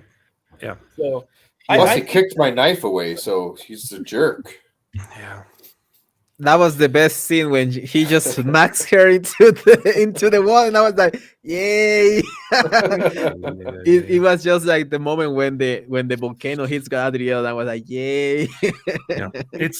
It's not bad. It was pretty good. It was a good show. There are red flags for me. There are problems that and seams and there are things that I wish they did differently. But overall, I think it's still pretty good. I think the design of the zombies. I know they're not zombies, but they're zombies. Oh It looked like holy crap. The one in the walls that looked incredible. Yeah. It also brings up a different that was point. In the games. Yeah. It looks like they are kind of ignoring the spores from the games because they said it in hindsight. You wouldn't want to be, because that's how it spreads is spores. Yeah, I know. And you got to put on a mask. If it's a fungi, I mean, the game is makes for interesting gameplay. They were just really close to this thing that they could get infected by, and didn't seem concerned. And but they did say in hindsight that they were not going to take the spores in which I think is silly. Yeah, it's an excuse. Silly. The reason why they're doing it is so that the main characters can show their faces without having gas masks on. Yeah, and I don't care. Like it's ironic because the main character is Pedro Pascal, who's famous for The Mandalorian, where he acts without showing his face. So I don't care. I don't care. Make them wear face masks. Yeah, that's dumb. I hadn't heard Also, that. it only would have been in that one scene. Yeah, I agree Yeah. with Jared on this one. It's dumb. If they come really close to that, I will be like, okay, don't come closer to Like, this guy. Like, they almost did Well, it. well, yeah. Well, and is I this mean, a zombie? I don't know. how did it? Tastes like a zombie. Well, how did it spread so freaking fast too? If there weren't spores, right? That like Yeah. spread it. So it's like, Exactly. How did that's how did the really- people? Like, Yeah, I in the think they're first place, actually trying got to imply infected. that it only spreads through bites, and that's But just how stupid. how Stupid. did it got infected? Like the old lady, how did she got infected when she has no bite? They said like, oh, she was in the hospital before, or whatever. They tried to Yeah, justify. that explanation was weird. They're like, if you go to the city enough times, then it means you'll turn into a zombie. It was like, what? I don't know what that was. well, but- because that's where the I missed infection that. started, right? Yeah, in the hospital. Yeah, that's probably yeah, the because reason why. the daughter asks, well, you went to the city, Dad, for that doctor trip. Does that mean you're infected? He's like, no, I only went like once, so it's okay. It's like that was a weird logical jump. Yeah. But Yeah. I forgot about that. Yeah, I mean, I gotta watch it again just to make sure that we are yeah. It's on like, the right page. No more masks, bro. I did my time. Yeah. Yeah, Season 3 comes in March, and I don't care. Oh, I'll be So, watching it. I'll watch Oh, it. we'll all be I don't watching care. it. I I'll was watch it on excited. I I've got was this. Not excited supremely for it. excited for it before Boba Fett just killed all my Yeah, hopes Boba and Fett dreams. did definitely kill. Yeah. It was set up to have such an awesome season of Mandalorian without Grogu. He Yeah. could go off and do his own thing. And then if you want to come back at the end of season 3 and check on baby Grogu, fine. But gosh, Not it's so excited. freaking Not excited frustrating. for it. Not excited. Yep. Anyway, The trailer like, Pedro didn't. Pascal's a fantastic actor, but I just feel like I don't know. Yeah, I like Pedro Pascal, although his He's decisions. a weirdo in real life, but Yeah. it's fine. But I feel like even the roles he's getting are just making him look like a little soy boy cuck. So Maybe this one will Yeah. redeem him. okay, I hope so. I We hope shall so. see. I hope that they made justice to this great game, although we know problem- where it's going to, so it's the only way like they would have to, and they're not They would going have to because it's rewrite. Neil Druckmann. Yeah. He this is what he wanted from the get-go. Like he had to make the first game more appealing so people would buy it, and then in the second game he got to do what he always wanted to do, which was just his woke bullcrap. And Yeah.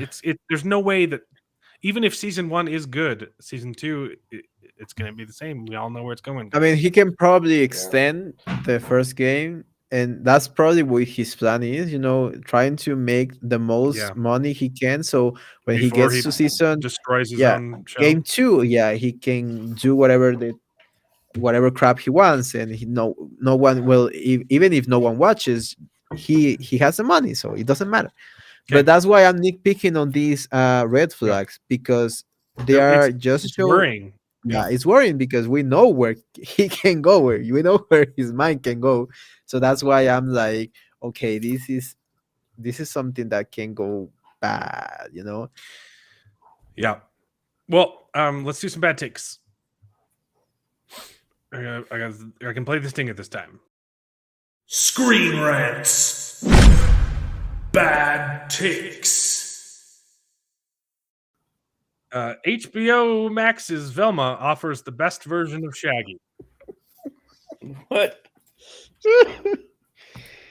Oh my god. In 2 episodes, and HBO Max is 2 episodes in, and HBO Max's Velma is breaking stereotypes, pushing inclusivity and equality, and ultimately it's giving fans the best Shaggy ever.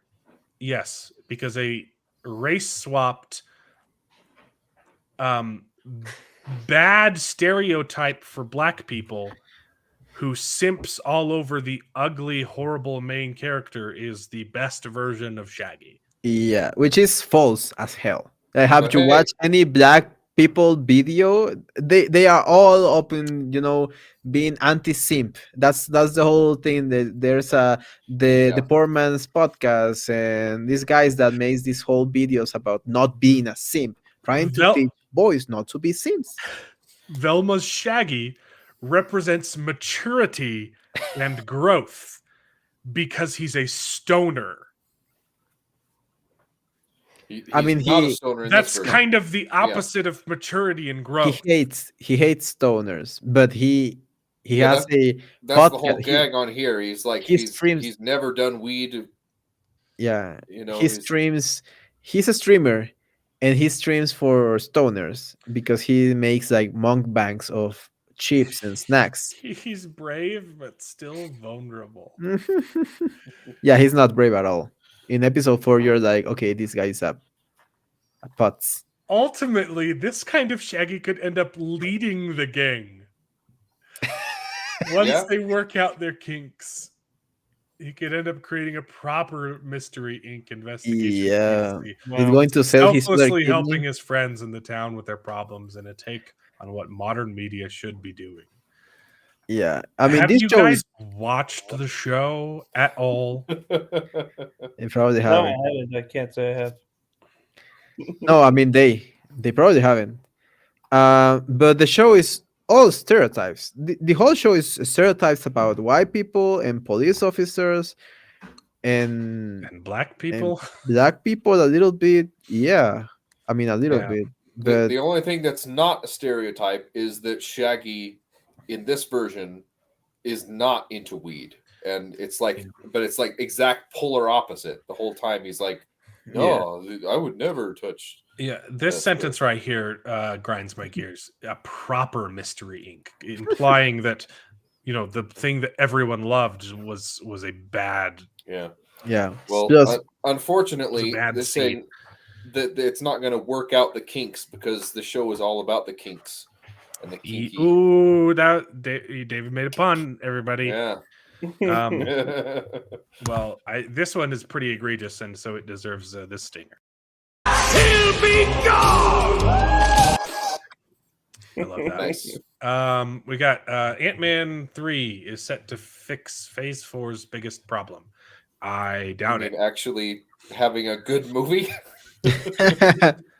I Not really enough doubt it. the man. No, it's that the Universal villain with King. Oh, Okay, Yeah. that's not the MCU's biggest problem right now. yeah, you can have local villains if your movie doesn't, suck. What's funny is Yep. in the headline, they immediately backtrack. We got to fix Phase 4's biggest problem. This movie is set to address a common complaint because it's not the biggest problem. Not the biggest problem, just a common complaint. Okay. That's all the energy I have for that one. Phase, I like Guy's comment there. Phase Oh. 4 is Phase's 4 biggest Oh, problem. come on. I don't have the chat pulled up right now because I've got my videos. But Yeah.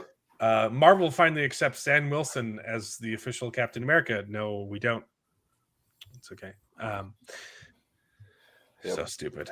It's because they're doing a Falcon new was cool. comic. They're trying yet again in the comics to introduce. This is the 4th time now, I think, that it hasn't worked ever. Hasn't sold any copies, and they've had to cancel it. They're trying again with the Avengers, and the lineup of the Avengers. They just say Captain America without having to asterisk it and say, "Oh, this is Sam Wilson's Captain America." So that's they're fine. He's Captain.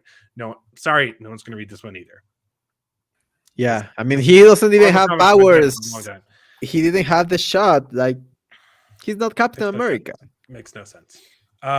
James Gunn reveals the real Guardians of the Galaxy protagonist, and it's not Star-Lord. Don't tell me it's Rocket, please. Obviously, yeah, that's what it is. It's Rocket. Oh, come on. Who wants to watch a freaking oversized squirrel? Are we surprised? More red flags from James Gunn already? It's been like a week. Yeah, I would say Peter's a mess. He's an idiot because he's the only white character, and he's a male. So he's he has, for me, it's Rocket. Rocket was always the protagonist of Guardians of the Galaxy. That's Rocket- all crap. The Rocket entire, is literally a joke. Mm-hmm. He's a Yeah, gag. he's comedic relief. Volumes 1 and 2 were both centered around Star-Lord. First with his relationship with the Reavers or whatever, Look, and scavengers, this is and then what the second pisses with me his off. relationship with his father ego. He's never done anything other than for his friends. Bull crap. Rocket is constantly getting his friends in trouble because he's making stupid decisions. Yeah, and he's selfish as hell. He's the Yeah. most James selfish Gunn of the hasn't show. even watched his own movies. I have zero faith in the DCU right now. Yeah, I hope he just crashed and burned so quickly and so badly that he just gets fired all the way all together. And he's like, okay, we need to. What is DC is going to do anymore? Like they're just going to waste money on dumb people like this one. What's going on? You can say this same thing without being a complete moron. You can say, hey, the reason I wanted to tell Guardians of the Galaxy is because Rocket was secretly my favorite character and I wanted to see him on screen. And so even though the main character is obviously clearly Quinn, because that's how I wrote the movies, and that's obviously the case, my favorite character is Rocket. There's nothing wrong with saying that. Right, absolutely. But this is just asinine. He has an ego, bro. He has an ego, and he is trying to prove everyone wrong, and he's trying to, He's getting on board. He's getting on board right now. He's trying to say, "Hey, forget about those problematic tweets. Look, I can fall in line too." Peter Quill, yeah, he wasn't even the hero of those stories that I made. It was Rocket the whole time. Yeah, I just hope they do the same mistake that they did with Thor, just making Thor a laughing stock, and everyone is going to hate that movie as well. And that's the reason why Chris Hemsworth is not coming back. I hope Chris Pratt is like, okay, I'm done with this BS and not coming back as well. So Marvel is just going to lose all the star power. HBO, man, look, yeah. Warner Brothers, you were supposed to defeat the dark, not join it. You were our only hope. Join the dark side. Why Netflix? This is funny. Why Netflix's Assassin's Creed issues already have the perfect season 2 fix? We have a new goalpost, everybody. We're already accepting the fact that season 1 is going to be garbage. Yeah. The new standard is, hey, let's make a show that's not good until season 2. Wow. We know nothing about this show other than it's gone through like rewrites and because they don't know what they're doing. When is it releasing? We don't even know that, right? No one. We don't know anything about season 1, but don't worry, season 2 is going to be good because in the story there's a perfect fix for how Assassin's Creed season 2 can fix any show problems. They don't even know what the problems are yet. What is this article? I don't. Predicting the future. Here it is. By erasing everything in season 1 because you follow different assassins. If the first season is problematic, you can just forget it and move on to a different assassin. That's it. That's the fix. Yeah, guy is making some crazy poignant point. Okay, I'll read your comments in a bit. I can't read comments when I'm doing this section. Oh, true. The problem because I have my video stingers pulled up if I need to do one of these. He'll be gone. I gotta have my videos ready. I can't see the comments. 8 ways Pennywise can return in It Chapter 3 despite his death. I don't want to read any of these. Why even like speculating on season 2 and chapter 3? What?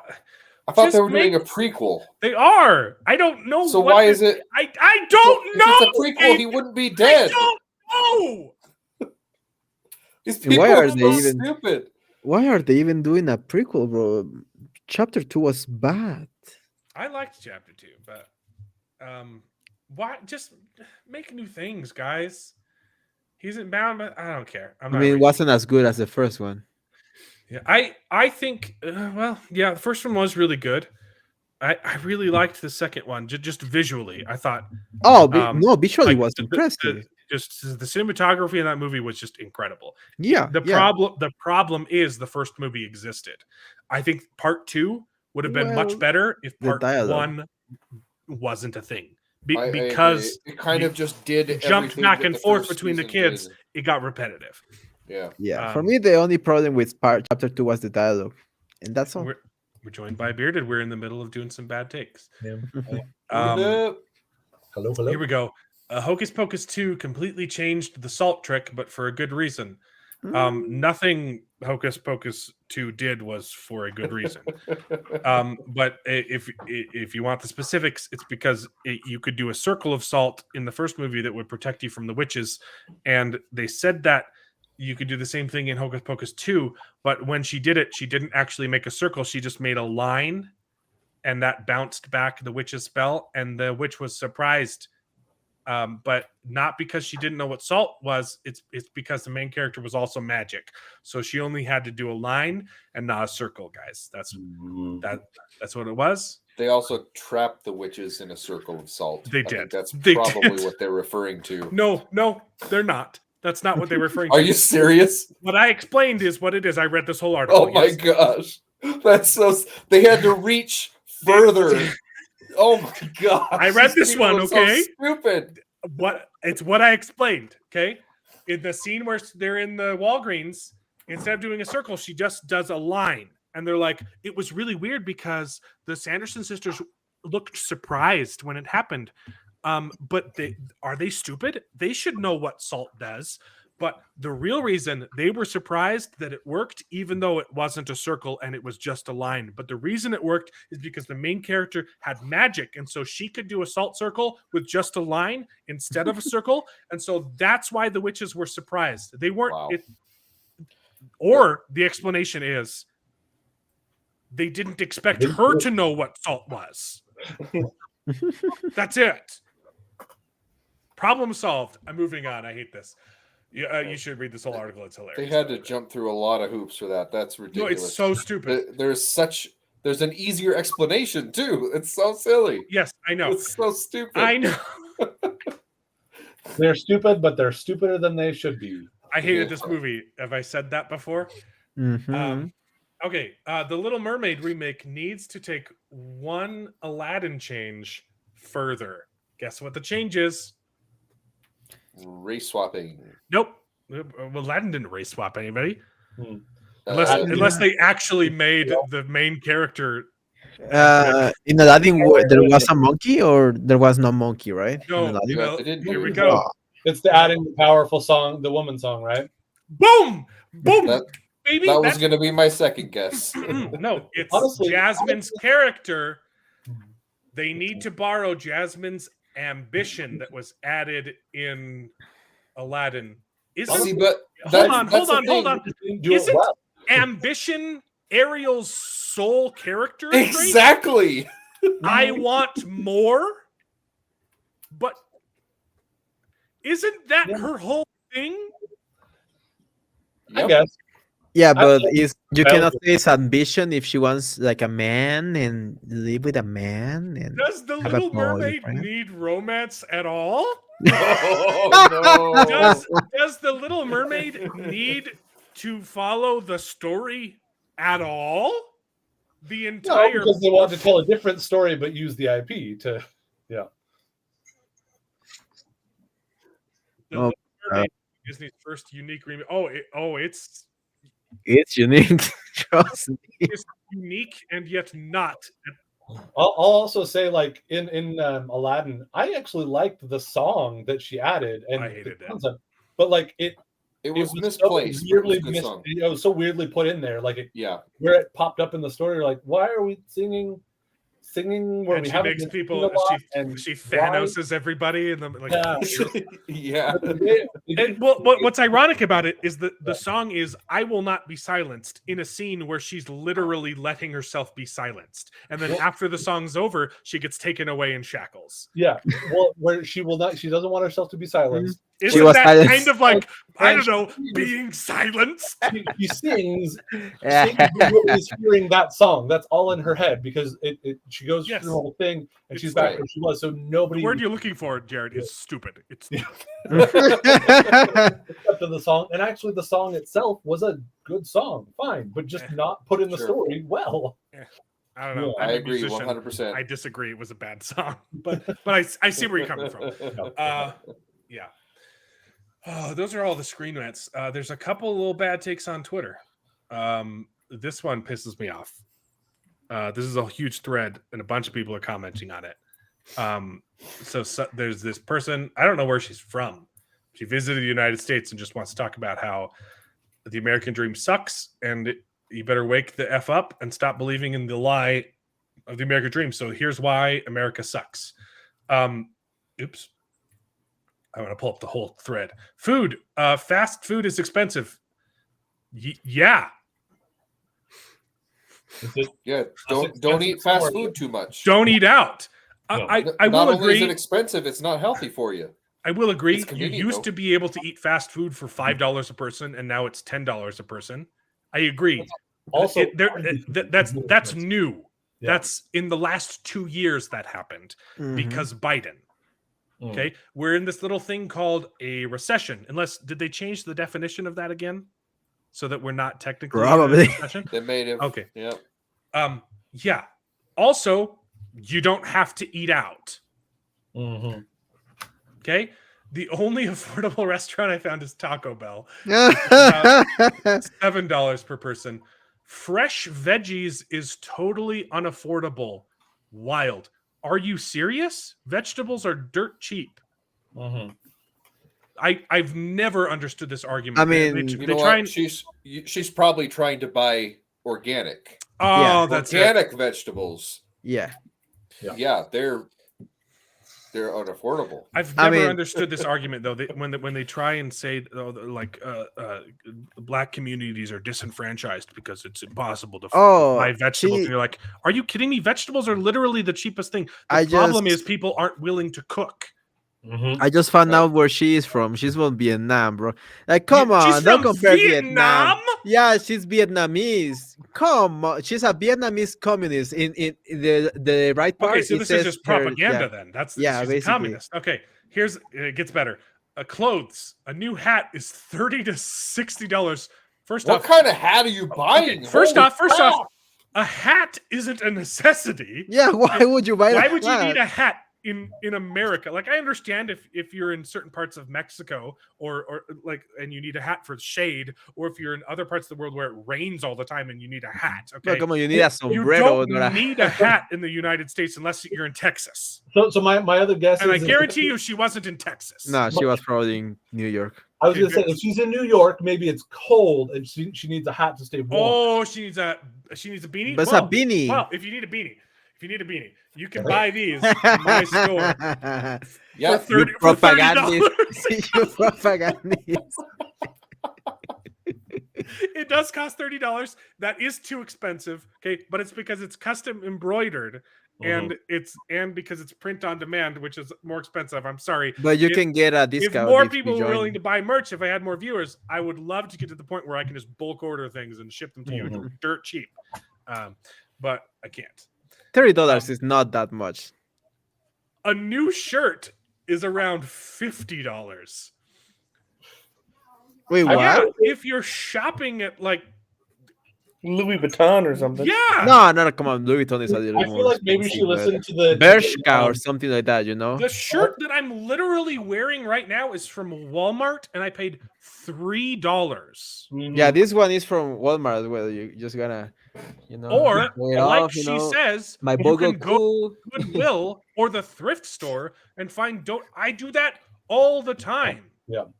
I feel like she listened actually to the thrift shop song by Macklemore and like $50 for a t-shirt. Yeah. That's business. But you I only actually, Yeah. yeah, This I actually Goku find shirt is $5.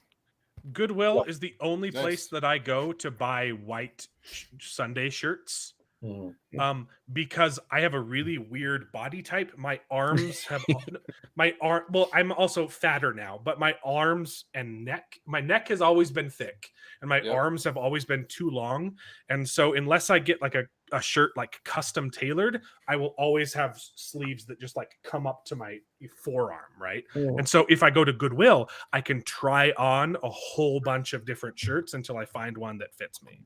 Yeah. Most of go my anywhere yeah. else, I can't try them on, and I'm not gonna pay to get tailored. So, Yeah. I go to Goodwill all the time. Okay, don't buy $50 shirts unless you want to spend $50 on shirts. Yeah. I couldn't buy any new clothes in the U.S. not in 100 years. No, just not where you're shopping. Okay, Mhm. this is just propaganda. Transportation, virtually no public transportation. Or it's all ineffective. There's a lot. Yeah, I agree. Some other countries do public transportation more, and it's because they're communists. Yeah, I mean, have you used Mexico's public transportation, bro? Yeah. No, it's nuts. It'll also depend a lot on where you're at because, like, But also, you can afford to buy a car here because it's the U.S. Yeah. Okay. The problem is you're not willing to buy a used car. Mhm. Go to KSL. You can buy a car for like $2,000. It's Mhm. gonna suck. Okay. But it's cheap and it's going to get you where you're going. And Yeah, it's you're better gonna than move. Mexican public transportation. Yeah, better than a freaking combi, bro. I tell you that. Also, depending on, I assume she went to a city. The reason that we rely on cars is because we don't live in cities. Okay. America is big and we have rural areas, which is why we need cars. Public transportation only works in big cities. And in big cities, there's plenty of public transportation in our big cities, guys. Mhm. There is a good amount in a lot of the big cities, but yeah. Yeah, and it's cheap. Other places do a Taxis, better taxis. job with that. Like, even so, my wife lived in Germany for a couple of years, and the public transportation in Germany is a lot better than it is out here. But Right, yeah. come on. Also, It's Germany. Germany is tiny. It's easy to do public transportation there, okay? Well, to be honest, remember we got an architect or soon to be architect here, guys. Yeah. So let's talk about this for reals, okay? Flash some Public creds. transportation, US invested in freeways.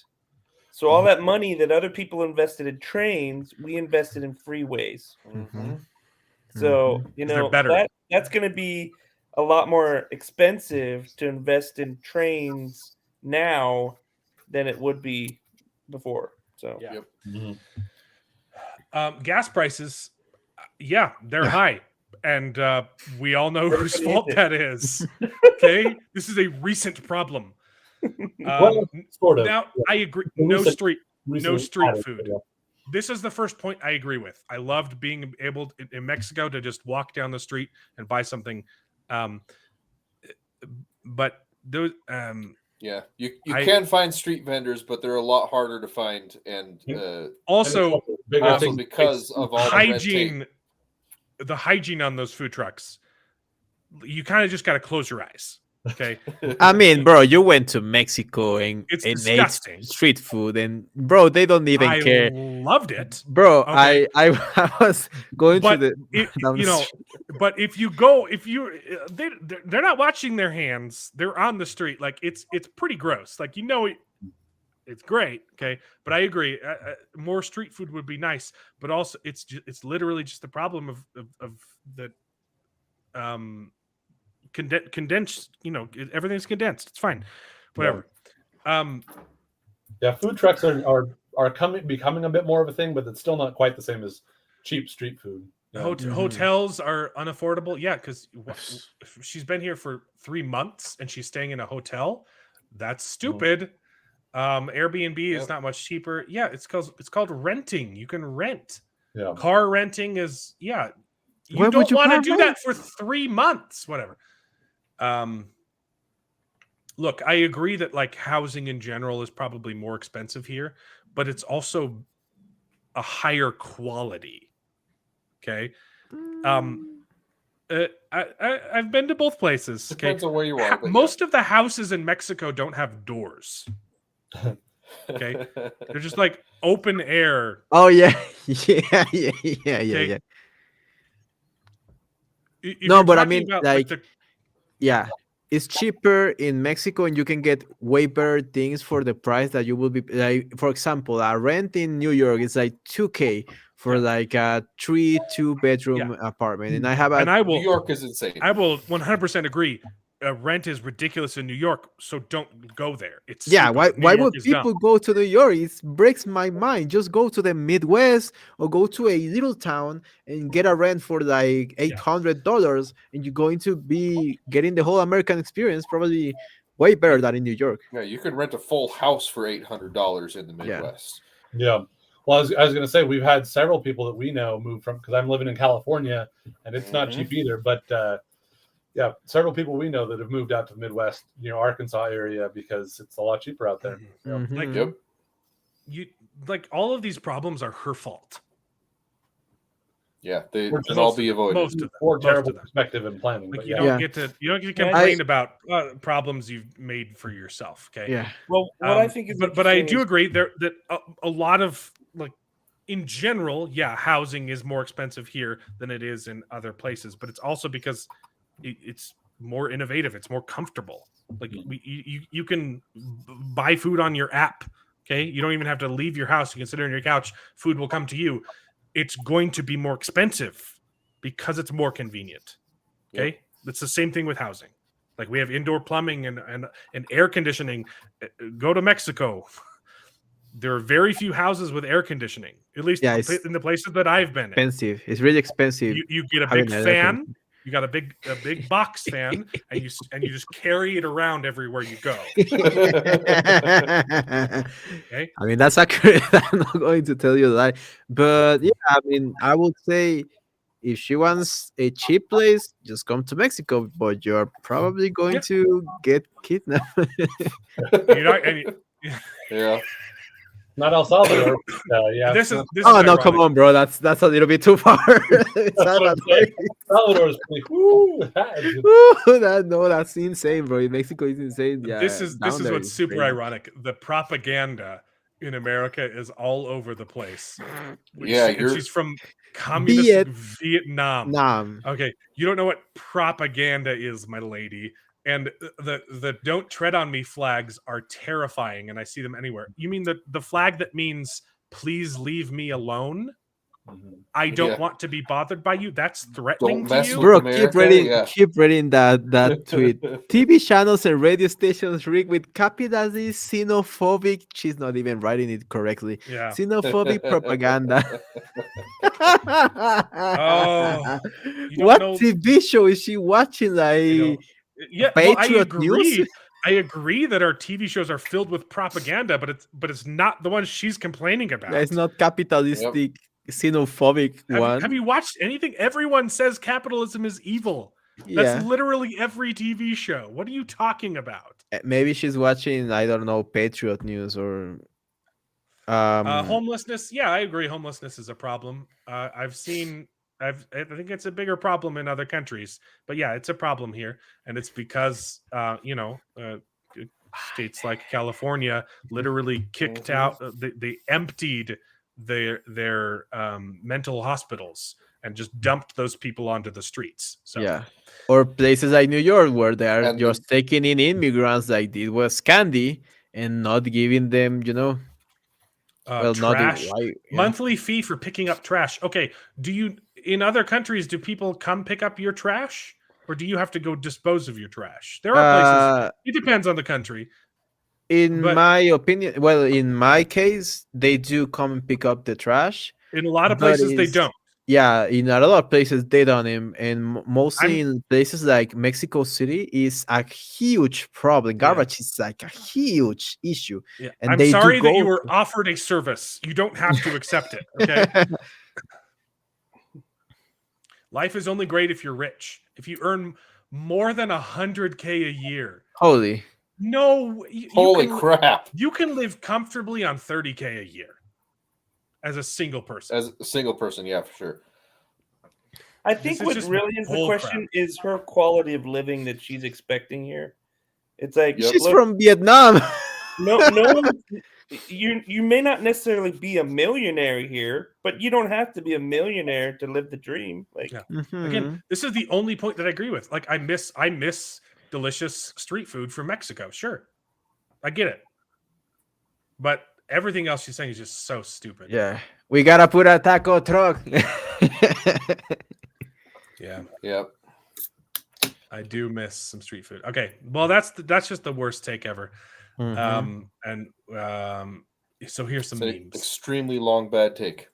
Here's some memes. Matt Couch says, "I will always stand behind Alec Baldwin." It's good. That's the perfect tweet. That's We've good. done it. We've peaked America. That works on We so can- many Bro, levels. Shut down if Twitter. you had to choose between Joel and Alec Baldwin in Zombie Apocalypse, Ooh, do you think he'll see it? Do you think he will see a second of jail time? I hope so. I He's just being charged. hope I don't so. think he's going to step I- foot in jail. I hope he is charged and is found guilty of negligent homicide because it was a Manslaughter. negligent situation. It's manslaughter. Yeah. yeah, it was manslaughter. What was it? It's the Involuntary. involuntary manslaughter. Because Yeah. I do believe it was involuntary, but it was still Yeah. a negligent thing. Yeah. No. The armorer is definitely more at fault. The armorer is more fault, but honestly, actors should be taught by the armorer Yeah. to check their own weapon. Even At if least check that's it not the first, yeah. standard now, I it's a mean, weapon, you need to check it. A Like, lot of I people, do think honestly, that- a lot of people are going too hard on him, saying like, oh, you don't ever point a gun at someone unless you're prepared to kill them. Like, no, this is Hollywood. They point guns at people Yeah. all the time. That's Mhm. not.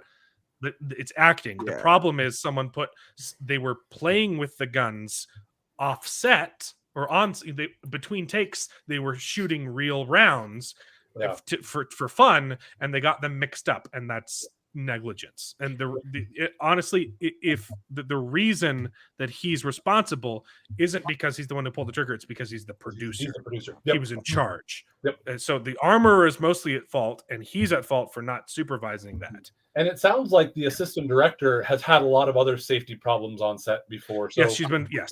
yeah. Yeah, So she's that's the other thing that does make me feel a little bit better is that the lady who died, her husband is now on as a producer and is excited and working with them. And so to me, that speaks to if he was really mad at it and it was a big problem, I don't think he'd be willing to work with them. it's the money. It's the money. The money. Maybe. In Mexico, they say "con dinero baila el perro." It's basically money makes the world go round. You know, and That's fair, and it could be. I think- wouldn't. say that. That's disgusting. I think that's disgusting. I wouldn't even come close to that guy. I would be filing sue after lawsuit after lawsuit, saying go for voluntary manslaughter because he had motive. Well, and he even had live rounds. Even if I he's mean, not charged yeah. for the crime, even if he's found innocent of the crime, he can still be sued Mhm. in public court. I hope that he For is found damages. guilty, and I suspect he'll be found guilty. But I agree with you that He wants to- is. He's being charged. He was, Yeah. No, he's being charged. I'm news sure this that week. they will find him guilty of that charge. I don't think that they'll charge him and then say, Or actually, I don't I think hope he goes to jail for like 2 days and he gets okay. Next take. Someone fixed the. Yes, I love it. Oh my gosh, that's so good. Yeah, this is perfect. This is so Let's make it good. happen. It's so good, right?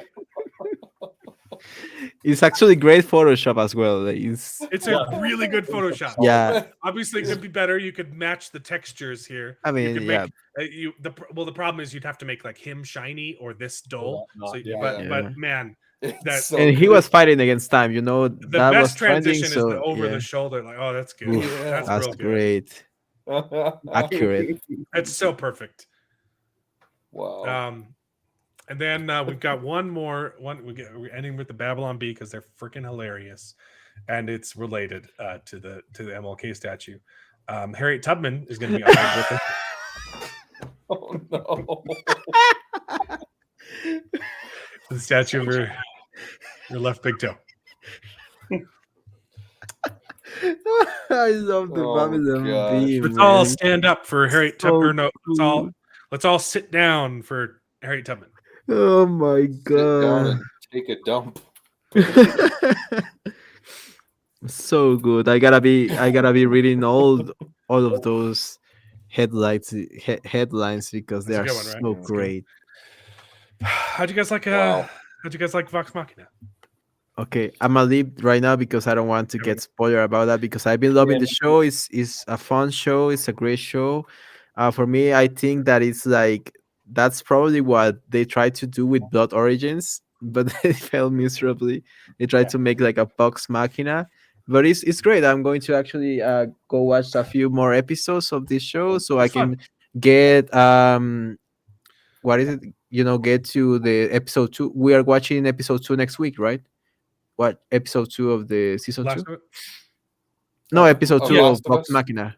Yeah, so we're Vox watching all three of them. Machina they Oh, you- drop 3 episodes at a Yeah, time. Okay, so you watched the 3 of Yeah. them today? So Yes. for the next one, 4th, right? Yeah. Okay, think great, they're great. 3 more. 4, 5, and I 6. think it's going to 4, be 5, and 4, 6. 5, and 6. Good Yeah. riddance.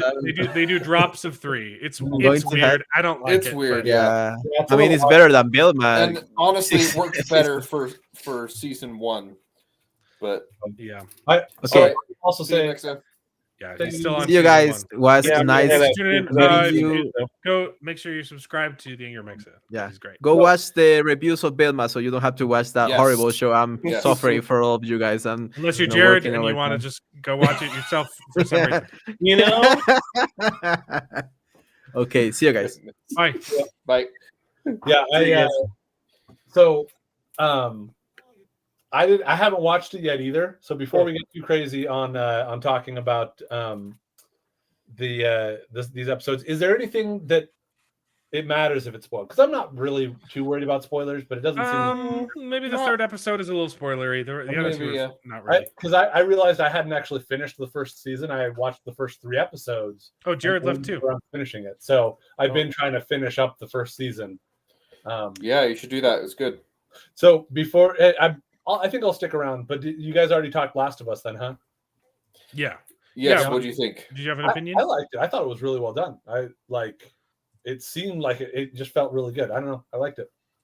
Yeah, we liked it. Had a lot of problems, but overall it was pretty good. Yep. What were the sorts of problems you had? I usually am not as critical about that, so I usually find the problems by hearing you guys point. Yeah, I only had two small issues, but they brought up a couple other things that kind of did not make sense. To briefly summarizing it without talking about it for another hour is most of the problems I had with it is because I liked the show.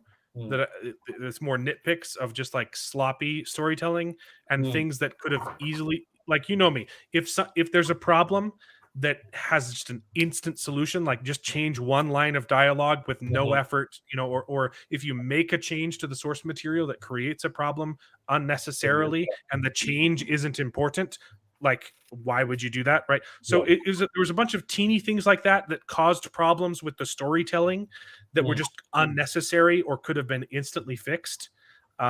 Just like character motivations, and the best example is that the group that tried to sell the battery, they were being really reserved, and they were afraid of Joel.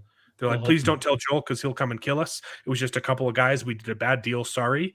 And then in the next time you see them, for some reason, they decided to attack an entire insurgency of terrorists. But they were scared. I thought it was that they tried to screw over the terrorists, and so the terrorists killed them all. No, they said they were the ones that started shooting. Oh, were they? Okay. Yeah. Yeah. Just little things like that is just silly. Yeah. And there were a couple of woke red flags that all point to The Last of Us 2 that it's fine. Yeah. But I liked it. I did like it though. And when I'm nitpicky like this, it's because I want it to be better. When it's so close to being, perfection, I expect more. Fair enough. I had a lot of fun with it. I was really excited watching it, so I had fun. It was good. I liked it. Yeah. I can go back and watch your replay, but just so that I'm looking forward to the next episode. So and Vox Machina season 2 is pretty good. It's pretty good so far. I don't have a whole lot to say. It feels really rushed.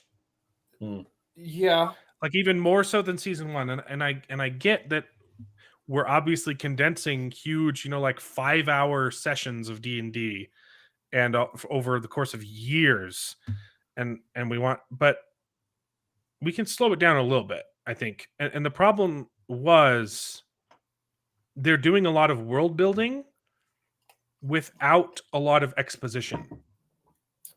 So it feels very hollow. Yeah. Like they're saying, hey, here's the thing, here's the thing, here's the thing, here's the thing, and then not explaining any of it. Yeah. And so you're like just left thinking, yeah, but why though? And these episodes, definitely each one is completely different. They keep throwing a different thing at you, a different quest. It's a fetch quest. Hey, we got to do this, and in order to do this, we got to get this and this and this, and before we do that, we have to do this. Yep. And I get, yeah, that's D&D, but this is one of the cases where you would think you would you would make changes to the source material, right? Because that's the kind of changes that you would have to make in transitioning to. This is very different from translating a book to a TV show. This is a bunch of people talking and a lot of time wasting. It's okay if you change the story a little bit, because it wasn't initially supposed to be a story. It was supposed to be a collaboration and people having fun, right? So you got to I think they're trying to stick to what happened too much and not willing to make changes. Like they were think of all the layers to this fetch quest in these last 3 episodes. Just condense it. Just make why did they need to go to the other city to find out that they needed to go to a different place? Right. Just go to one place. Say, hey, the dragon, and we're going to go to that place first off, But so I like it. It's all interesting. It's all cool, but it feels a little bit hollow because it's rushed. We don't know motivations. We don't know why. And it's a whole bunch of look at this, pretty colors, and not a whole lot of substance. I still liked it. It's still really good. Yeah, I agree with you there. I also think that releasing it in 3-episode chunks for this season didn't really make sense. I thought the first 2 episodes went well together, and then the 3rd episode was just kind of more, and it ended in a really weird time. Yeah. So I understand wanting to end on the cliffhanger, but yeah, but I don't know. I did not like the 3rd episode. Yeah. And if you I do appreciate that there hasn't been any. There hasn't. What? Sorry. If you want to say stuff, go ahead and say it. You don't have to worry about holding back from me. That's all right. I did appreciate that there hasn't been any graphic nudity yet. Yeah, that's good. So that's good. That was something that I thought was way too much of in the first season, and it was unnecessary, and it didn't really, progress the plot. Yeah. They still had, jokes and innuendos and stuff, and that was fine. It worked well. It was a good balance. It was good. So, it's interesting you were saying about them not seeming to do a lot of condensing. Excuse me, from the way that it would have been for the actual playing of the game. They are doing condensing though, but yeah, okay. Because as me, as I'm watching this first season, still I'm going back and I'm seeing some of the fights and some of the ways that those are set up, and I'm like, to me, as somebody who does play D&D and knows how those fights go, I'm looking at this and going, obviously, this is not how it went in this mission, because that's not how fights go in D&D. Yeah, I'm sorry, you can't use that spell twice. It has a cooldown. I'm sorry, that's not what I'm complaining about for sure. Because I'm saying often, it's person to person, it's turn based and all that. So tightly, it just doesn't flow that well. And the power levels of you suddenly being able to do this and just breaking through, that doesn't happen in the D&D games. And so I was assuming, again, not having watched any of their stuff, that they did a lot of good adapting for that. So I'm kind of surprised that maybe they're not doing as good of that in this next one. It's literally, I don't think it was a problem in season 1. Season one was condensed pretty well, and I think they did a good job of choosing which stories to tell. And season 3, it's just with these 3 episodes, it feels like they're taking the whole adventure and just squishing the whole thing, but trying to keep the whole adventure. Want to keep it all, okay? And not missing a plot point. They could have just said, okay, we do this, and then this brings us to this part. But they have They all are the little spots. condensing it. They're condensing it. They're making it shorter, but they're not taking anything out. Yeah. The problem is you need to restructure, okay? Because it's literally episode 1, a bad thing happens and they have to go to a different city. And then in episode 2, they're like, okay, in order to fix the bad thing, we need to go to a city to get help. And then so they go to a different city. And then in the city, they're told, in order to fix the bad thing, you need to go to a different place to fix the bad thing. And you're like, just why? Yeah. It's like 4 different locations. I get that that's what happened when they were doing the campaign. Episodes, you know? It's okay to condense, like you can make 2 locations, 1 location. Like this is one of the very few changes that I'm okay with for the Wheel of Time. And I've said it myself, if I was adapting it, this is how I would do it. I would do books 2 and 3 together. Okay? Because both of those books are quests. Okay, they both go on a journey and end with a climax. Okay, and you can tell those 2 stories simultaneously. Yeah. You'll have to take out parts, but the climax is very similar in both of those books. You can just have the climax be the same climax, even though they happened in 2 different places and 2 different times. Just pretend that it was the same location, and like it'll work. Yeah. Right. Okay. Yep. So interesting. Yeah, I'll have to look and watch that. I don't really have much. Jacob is making us talk about The Last of Us again. I 100% agree. Yes, the actress for Ellie is not good for the role. Yeah.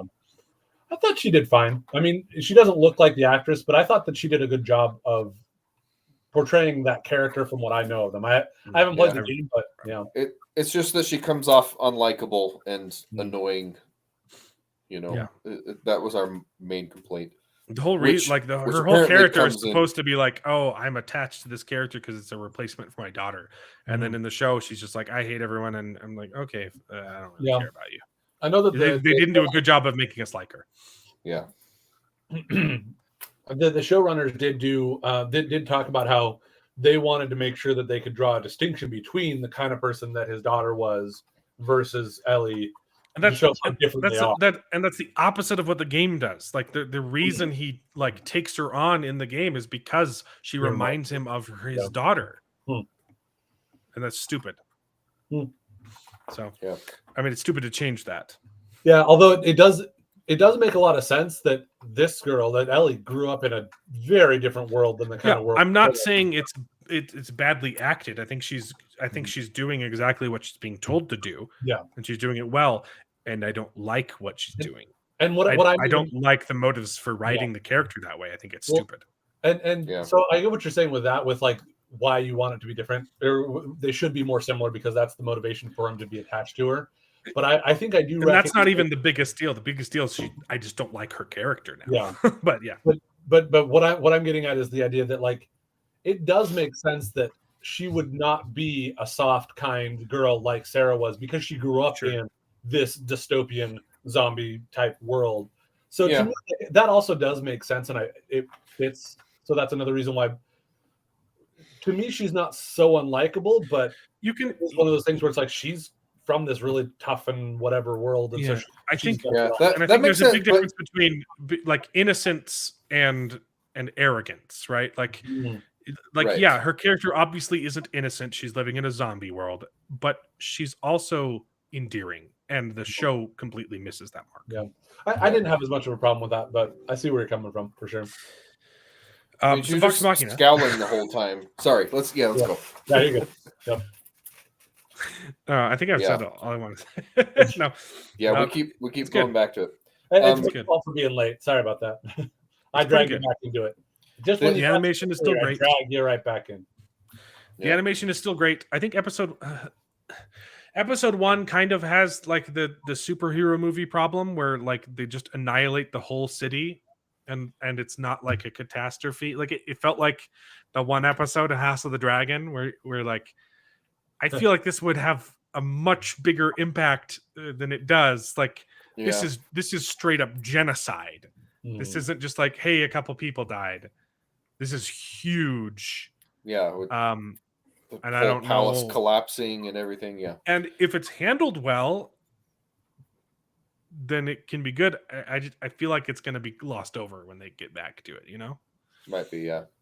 I did like the parallel though when they got to the other town that they had saved from the vampire lords in the first cool. season. They're like, That's cool. Hey, they're rebuilding. The last time we saw this place, it was, in shambles or whatever. So, but the level of destruction that they showed in episode 1, at that point, it's like, what is there left to save? Exactly. And I don't understand the motivations of the dragons. In like, what do they want? If you're taking it over, isn't it something you want subjects to rule? Like I wish I knew what people freaking wanted. Yeah, that's a good point. Another thing I didn't quite like is they had in the first season had set up, relationships, love interests between all the characters, and then of course they, throw a wrench in the works with the I forgot her name, Kaylee or is it Kaylee? I don't remember. They call her Kiki. Yeah. Kiki, yeah. They have another side love interest for her, and I'm just like, I hate that guy. He's dumb. I did like seeing a tiefling though. That was cool. Yeah. I think the problem with that is there's already so many characters in the main cast that we don't know the main cast well enough yet to be introducing like side hustles. Yeah, that's true. I thought that was one thing that season 1 did really well is it spent enough time with each of the characters so you kind of, got to know them equally. It didn't mainly focus on one particular character. It's still a lot of balls to juggle, though. I feel like, but yeah, there's still a large main cast. We still don't know backstories for everything. And I feel like a little bit with Vex and Vax. And that was the thing in episode 3. They tried to work on Vex and Vax, and I didn't like where that went either. Yeah. I didn't understand it. I didn't understand what they were trying to go for. They were trying to say, hey, we were better together or whatever like this. And then like she has the realization at the end saying like, oh no, apparently only Vax knows about traps. Yeah. It didn't feel related to the flashbacks at all. And they were trying to say, I had a realization in this flashback of something that's happening now, but it's completely disconnected. And I don't know what the flashback was for at all. I missed it too. I don't know what they were going for. They're trying to show their past and that they always wanted to stick together. What they were trying to do is saying, hey, please don't ever leave me. And then at the end, that's what happens, right? That's the contrast. But they tried to make it seem like she had some kind of revelation, right? Because Vax is like, hey, apparently I'm the only one in the group that can investigate this entire room. So no, everyone just stand still and don't do anything. And then they look at the crypt and she has a flashback and says, oh wait, no, I needed to listen to him. And then the flashback was a little bit misplaced. It was weird. Also, like if they're an adventuring party, there's more than one person can know how to investigate. Like I didn't get what it was for. They were trying to have that like profound moment at the end where she's like, wait, no, we need to wait for him because the reason why is because he had the highest, spot hidden. Exactly. Stat. I get why it happened in the games. Right. It doesn't make sense in the TV show, right? Yeah. I understand the mechanic that's happening is that he's the rogue and that he can roll the highest. It doesn't make sense in the adaptation of the show. Yeah, you're hey, let's all stand around, and then they tried to like make it a thing where she like repented or whatever. Like I don't know, I don't know what they were trying to do. Yeah, it didn't make sense. Also, it was a little bit weird. Yeah, we're talking about in the backstory. So they were being abused by their father or stepfather or whatever it was, and so he decides to take them and leave.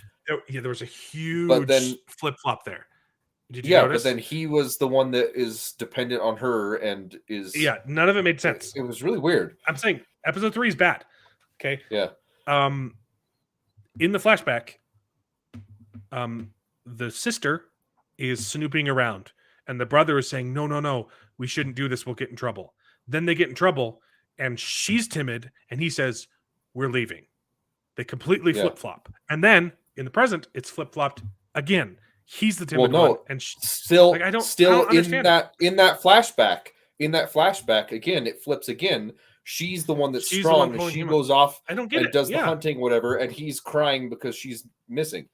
I don't know what they're She's- going for. He's alone. It was really weird. I don't understand what all that was for, other than, I mean, I get that you're trying to say that they need each other, or at least he needs her, but Right. it was just weird. It I don't feels know. like they're trying to be so faithful to the source material, which this is the one case where I'll say it. It's okay to deviate from the source material because it's a very different source material, But right? but then again, I don't know. Is that something that would come I don't know. up I have no in the idea. I source don't material? know. 'Cause It's I a don't know. backstory. That's feels the kind like of thing that said, "Hey, by the way, this happened. This is a history of our Oh, D&D characters." Or well, something. I we don't do know. flashbacks in D&D all the time. So the Right, way but- I play in I don't care about the official lore or anything. Like I use D&D as a vehicle to improvise stories with my improv friends. So Right, like but- we do weird narrative stuff in flashbacks all the time. So I'm used to that kind of stuff. But yeah, Most of the time, in my experience, when it's two different characters and their relationship with each other, it's those two characters that say, "Oh, by the way, this is what happened in our past." It's Yeah. not something that the DM just made up and said, "Oh, by the way, when you two were kids, you got lost in the Right. woods," and it's made up by the characters themselves. But I don't know. It's I'm weird. saying it feels like they're trying to be faithful to the source material because it feels like a scene that they improvised. And so they Right. didn't quite know who was doing what. And so it flip flopped so many times. And so it Right, happened in one of the okay. sessions. And now they're That trying to could make be- it. That's what that it could feels be like the to case, me. yeah. Like, just change it. It's fine. You can make changes, guys. Yeah.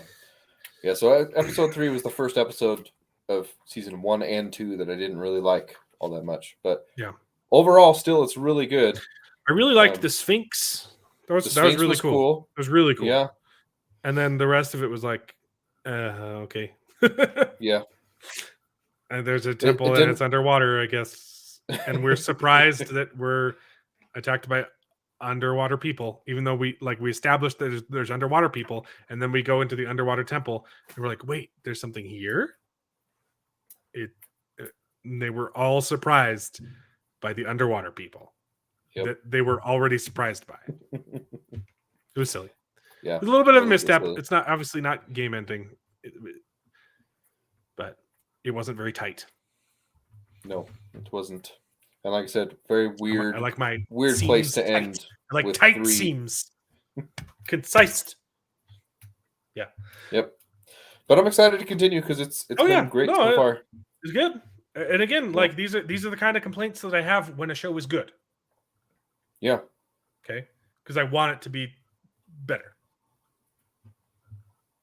Exactly. It's a good show. Yep. Good show, guys. Very good. I complain Jacob about things I like. Ironside, if you haven't seen Vox Machina, go out and see it. It's good stuff. Yeah, it's nice little it's fantasy and D&D and Yeah. And even when they drop the 3 episodes, they're like 25 minutes each usually. So like Yeah. they're really short. it's I not. like 25 It's minutes. like watching one episode of The Last of Us. Yeah. It's fine. Yeah.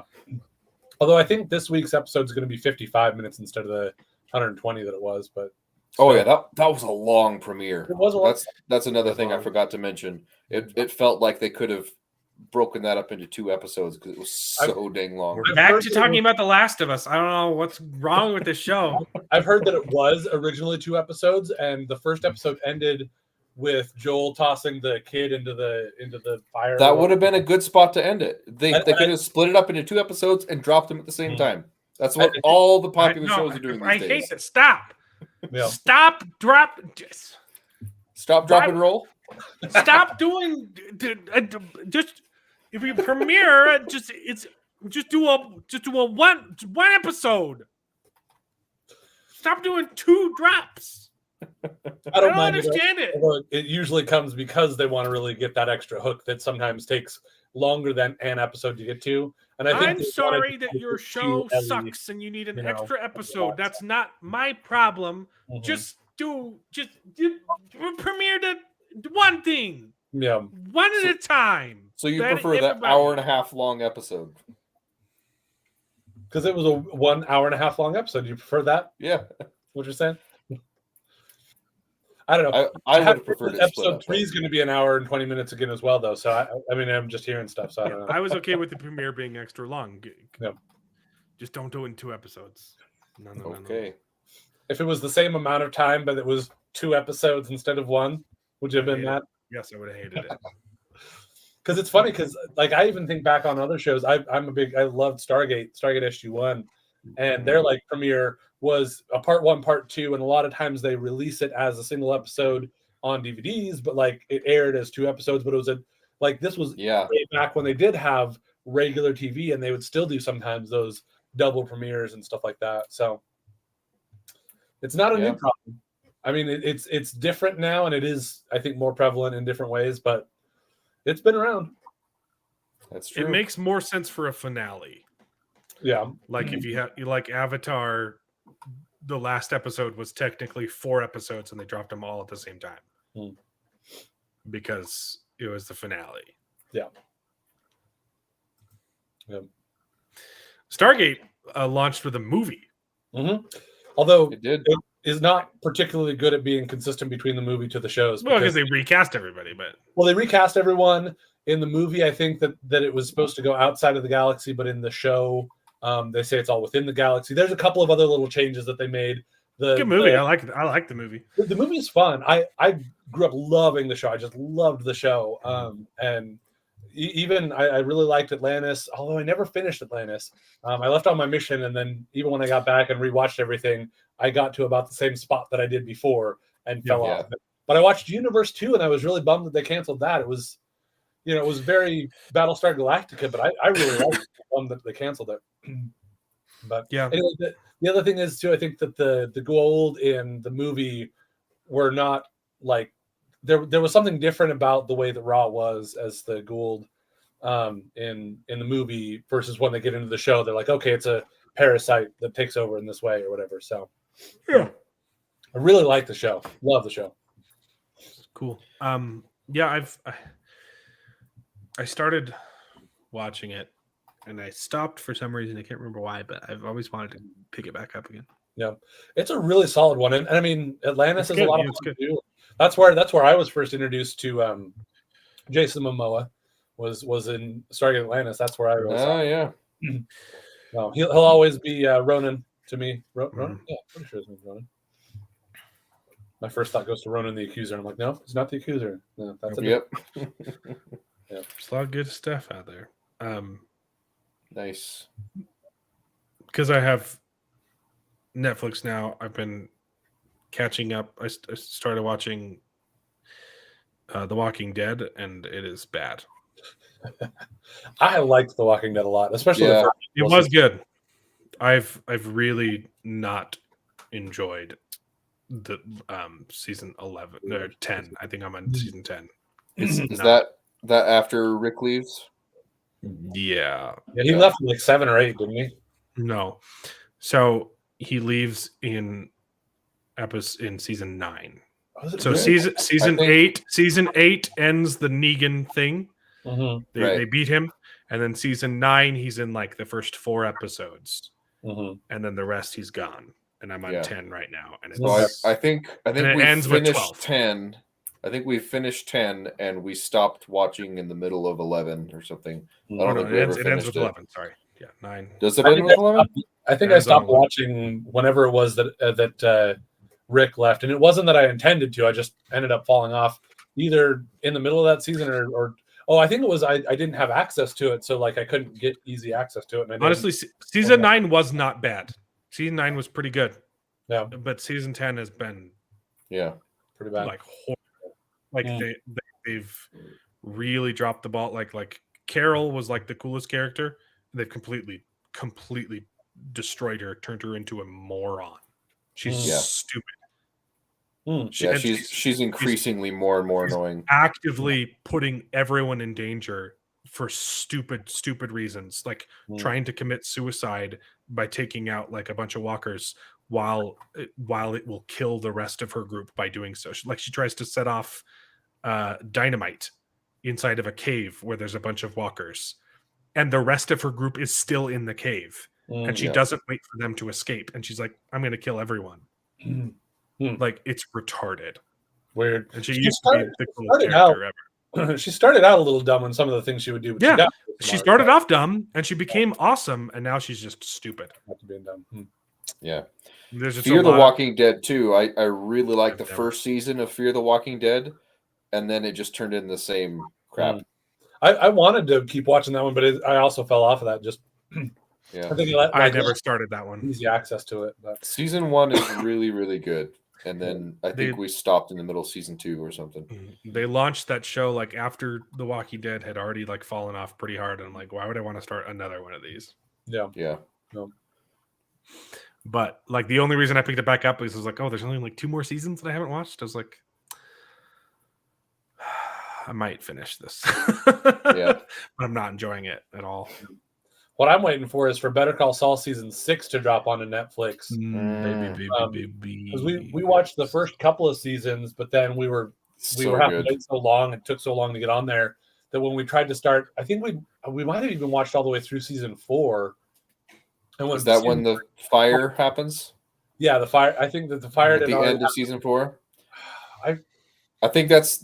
Well, I haven't watched past that, but whatever it was, we were watching it for a while, and then it took so long for the next season to get on there that when we started trying to watch, we're like, wait, what happened? What was that? So we're like, we're gonna wait till season 6 drops, and we'll watch all of it again. Like we'll start from the beginning and watch it, and probably even watch Breaking Bad again after that. Better Call Saul is just perfection, man. Yeah, it's really good. It's so good. I loved the finale so hard. It hit real good. It is not how I thought the show was going to end. It completely caught me off guard. It was not predictable, and I was like, especially for this is a completely different direction, and I absolutely love that choice. Nice. It was so smart. I haven't heard anything about what it did, so I'm just waiting to see what season 6, what season 6 drops, where I can get it. And the ending is not prequel; it's sequel. Yeah, I'd heard that because it's the black and white flash forwards, right? That happen at the beginning and ending of every season. That's it ends with that story. Gotcha. Okay. So it ends the prequel. The prequel ending. It ends how you think it ends because it's a prequel, and you know where he ends up, and that's done the way that's handled is done flawlessly, and it's tragic. And then the ending is like, oh man, oh that's good. That's good. I'm excited for it. I'm looking forward to whenever it drops on Netflix or wherever we can watch it, HBO or whatever. I don't know what they're going to do with it because it's AMC and they're trying to get their thing going. But it's not on Netflix. It's not on Netflix already. I don't think season 6 is. I think season 5 is, but not season 6. I haven't checked recently, but I haven't seen it go up. So, man, I loved it. Yep. Yeah. I did watch a couple episodes of Everybody Loves Raymond. Yeah. And how's that? It's a good it's great. It's a good show. It's a good background show. Forgot how good it was. Into that one, but it was fun. It's a good family. It's a strong family, and the dad isn't a moron. I mean, he's goofy, but he's not incompetent, and it's just really good stuff. Nice. So that's my background show now. Yeah, that's all I got for tonight. Yeah. I'm gonna go watch The Last of Us probably. Yep. Does it drop at midnight? I don't know. I don't know. I think it's already live. It's probably live right now. If so, it's 15 minutes ago. Bye. Or midnight. Yeah, because that's midnight East Coast. Minutes ago. No, I don't know. I don't know when it drops. But I don't have anything else to say. Do you guys have anything else to say? Nope. Yeah, it's been fun. Thanks for doing this, guys. Thanks for tuning in, Jacob. Everybody still in the chat. Yeah, we'll see you guys next week. We're Last of Us 2 Last of Us episode 2. We're not to Last of Us 2 yet. honestly, if they do that, if they keep the game and they don't, what they should do is just completely rewrite, or The never second even game. get to, the second game, right? But they're going to. Just do an alternate history, because everyone hated it. Like even if people liked, the few people who liked the game, like, you have to look at the sales and recognize that was a bad business decision. Yeah. And people it's genuinely did not like it. So what I- you I could do do is an think alternate history, but what they're I hear probably going to do is just straight up adapt it, and this will go over just like Game of Thrones season 8. People are like, oh man, it was so good, and then what? It's interesting because I hear you saying that you hated it, but and not that I hear a whole lot of other people that are talking about it, but the one or two other places I hear people talking about it, they say that everybody loved it. So it's interesting that I'm not hearing divided stuff. I'm hearing everyone or everyone. The people who say everyone loved it are the kind of people who write for CBR and Screen Rant. You need to look at the numbers, bro. Yeah. So that's and something that will tell the true story. Yeah. There are literally like lawsuits pending, or people with the precedent set by that one movie, the Beatles movie, Yesterday. It was on Anonymous. Huh? Oh. Yeah, because Anna de Armas was in the trailers and she wasn't in her scene was deleted from the film. And people sued and won. That set the precedent. There are literally lawsuits already pending for The Last of Us 2. Have they actually won, or did they just because they were the people submitted for a dismissal, and the judge said, no, we're not going to dismiss it. We will actually. They won. They won. Was it 1-1? Not just that we will hear this case. That's, Yesterday is ruled. It's done. They ruled it. It's done. They won. They got refunds for their movie tickets. Yeah, because Anna de Armas wasn't in the movie, and there are lawsuits pending for The Last of Us 2 because The Last of Us 2, the advertising was extremely deceptive. Do you know what happens in it? Nope, not at all. Do you want me to spoil? Nope. Yeah, go ahead. Joel is murdered in the opening scene. He's beaten to death with like a golf club by the antagonist, who becomes the main character, who you play as. Okay. You play as the bad girl. You also play as Ellie, but you play as she's this like butch, ugly lesbian who, and there's a scene where she just like has like gay sex, and like you have to like with a strap on, and like it's just like.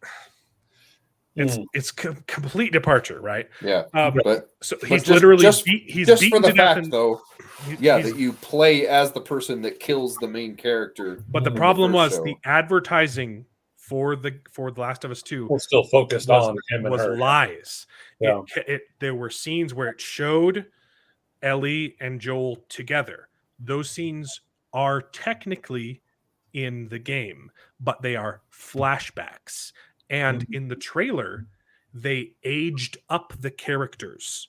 So you thought it was sequel stuff. And also, I think that's, I don't know. I don't hate that as like there's also scenes that happen later in the game with a different character that for the trailer, they replaced that character with Joel. So they literally told you Joel is going to be in this whole game, and he's murdered in the very beginning.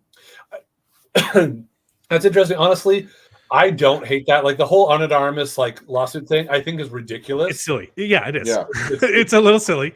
And I'm not saying it couldn't have been done well. It could have been very effective to murder him. Because you even see like because to something that I think is a better parallel, but I still think is ridiculous, is looking at the Endgame trailers and the way that they altered those. I guess the Infinity War and the Endgame trailers, in particular Infinity War, where they had Hulk in there. They changed the stones that he had. Like they were trying to not spoil parts of the movie, and they gave you this is more or less what's going to be happening. And so just what you're describing doesn't bother me, although I do see why it bothers you in the way that it goes from he's in the whole game to he's dead in the first part. Yeah, it was. And I'm not saying you can't like kill off a main character and have that be a compelling story, right? Like I think that worked actually very well in The Walking Dead with when Negan does the thing that he does. Like the introduction of his character was Yeah. freaking awesome and it was effective. And you're like, except for the way that that they sucks. set up over the season break, which was a little extra, Yes. psych. Yeah. But Okay. Right. Yeah. Okay. But like the problem was beyond killing off the main character is like not just like in Endgame where they're like, oh, hey, like the Endgame, I think, well, the Infinity War trailers, I think they were still like working on the story, right? And so they released a trailer and then they make changes. The problem with The Last of Us 2 is that they lied to you. Yeah. They straight up lied to everyone saying, hey, this is going to be a Joel and Ellie game, and then it wasn't. And the implications around why it happens is it's symbolic of, hey, no, this character is a white man, and so he's a strong protagonist, and now it's going to be about lesbians now. Like it was the symbolic striking him down. That was the problem. And if you're going, one more point. If you're going to kill off a character, you have to replace it with good storytelling to justify killing off the character. And you don't then go and play as the person that killed him. Killed off. No, even then, like I think that could be powerful storytelling, right? No, it didn't work in Assassin's Creed 3. It doesn't work here. No, yeah, I'm not saying it was done well. I'm not saying it can't be done well. Okay, it was done horribly though. Because the problem, if you're going to replace it, sorry, last point, you're going to kill off the character. I was interrupted if you're going to kill off the character, you have to replace it with good storytelling to justify his death, and that was not done in the game. He was killed off, and it was replaced with garbage, and that's why people hated it. Yeah. Well, and the big thing that I've heard people like reference is the idea, and it sounds like this is an idea that you could get behind, even if you just don't feel like it did this, was the focus of everybody is the hero of their own story and a villain of somebody else's. And so even though Joel is the hero of the story that we've been following so far, and the things that he did that caused this person to want to kill him, we feel justified and we understand that, to then also then take it and say, hey, this guy messed up her story, and so she would want to take it out on him. It could have worked, if the bad guy was an interesting character, but it wasn't. It was clearly done for the message and the symbolism behind it. Like it was so obvious what they were doing. So like you could honestly and that back to The Walking Dead. The only reason I'm still watching it is because of what they're doing with Negan, which I find fascinating. I've heard good things about what they ended up doing in those last seasons. The rest of the show is garbage, but any scene that Negan is in, they're kind of trying to do a redemption arc. It's kind of the same thing with The Last of Us, right? The main characters are killed off by this character, and then you kind of play as him. Yeah. It's fascinating. Conceptually, Negan is one of those ones where like he was such a bad guy that I don't want to see him redeemed. Yeah. But all of the things that you just said, like they're doing on The Walking Dead, he is the good guy in his story. Yeah. And he's willing to do bad things. Yeah. And they bring that up, right? Like, so in the show, they're like, hey, we did all these horrible things, but it's because we thought we were in the right. And we did horrible things to people who we thought were bad. And then Negan says the same thing. Like, that's what I was doing. I did horrible things too, but it's because that's the world we live in now.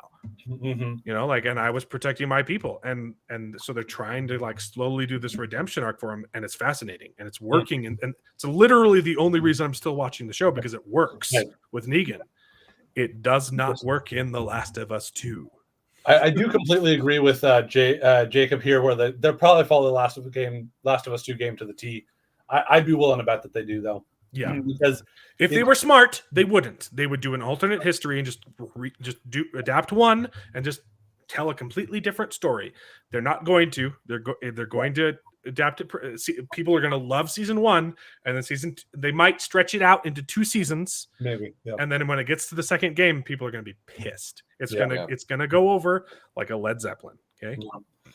It'll be interesting to see, because I don't mean that ironically. That's why they came up with the name, because your band sucks. It's going to go over like a Led Zeppelin. Oh, let's take that name, and they were a really successful band. I mean it like it's going to go over like I should have said it's going to go over like Game of Thrones season 8. So it'll be it's like we love it so much, and then it's going to be garbage. What I bet they're going to do, if they're going to change anything, it's going to be a psych out like Negan. Like, oh, he's not going to die. Oh yeah, he is. They're going to change change the scene a little bit, because I have seen that scene in Last of Us 2. But yeah, I doubt they're going to change anything. Yeah, no, I agree with you. I think they're probably going to keep it. But to your point, David, it is up. The episode is live and up, so we should go so we can go watch it. Okay, let's do it. Bye. See you next week. See ya.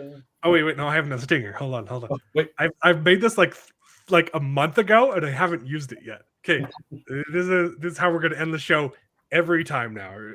Thanks for tuning in, and bye. Okay, Chief, take him away. I'm going to go home and sleep with my wife.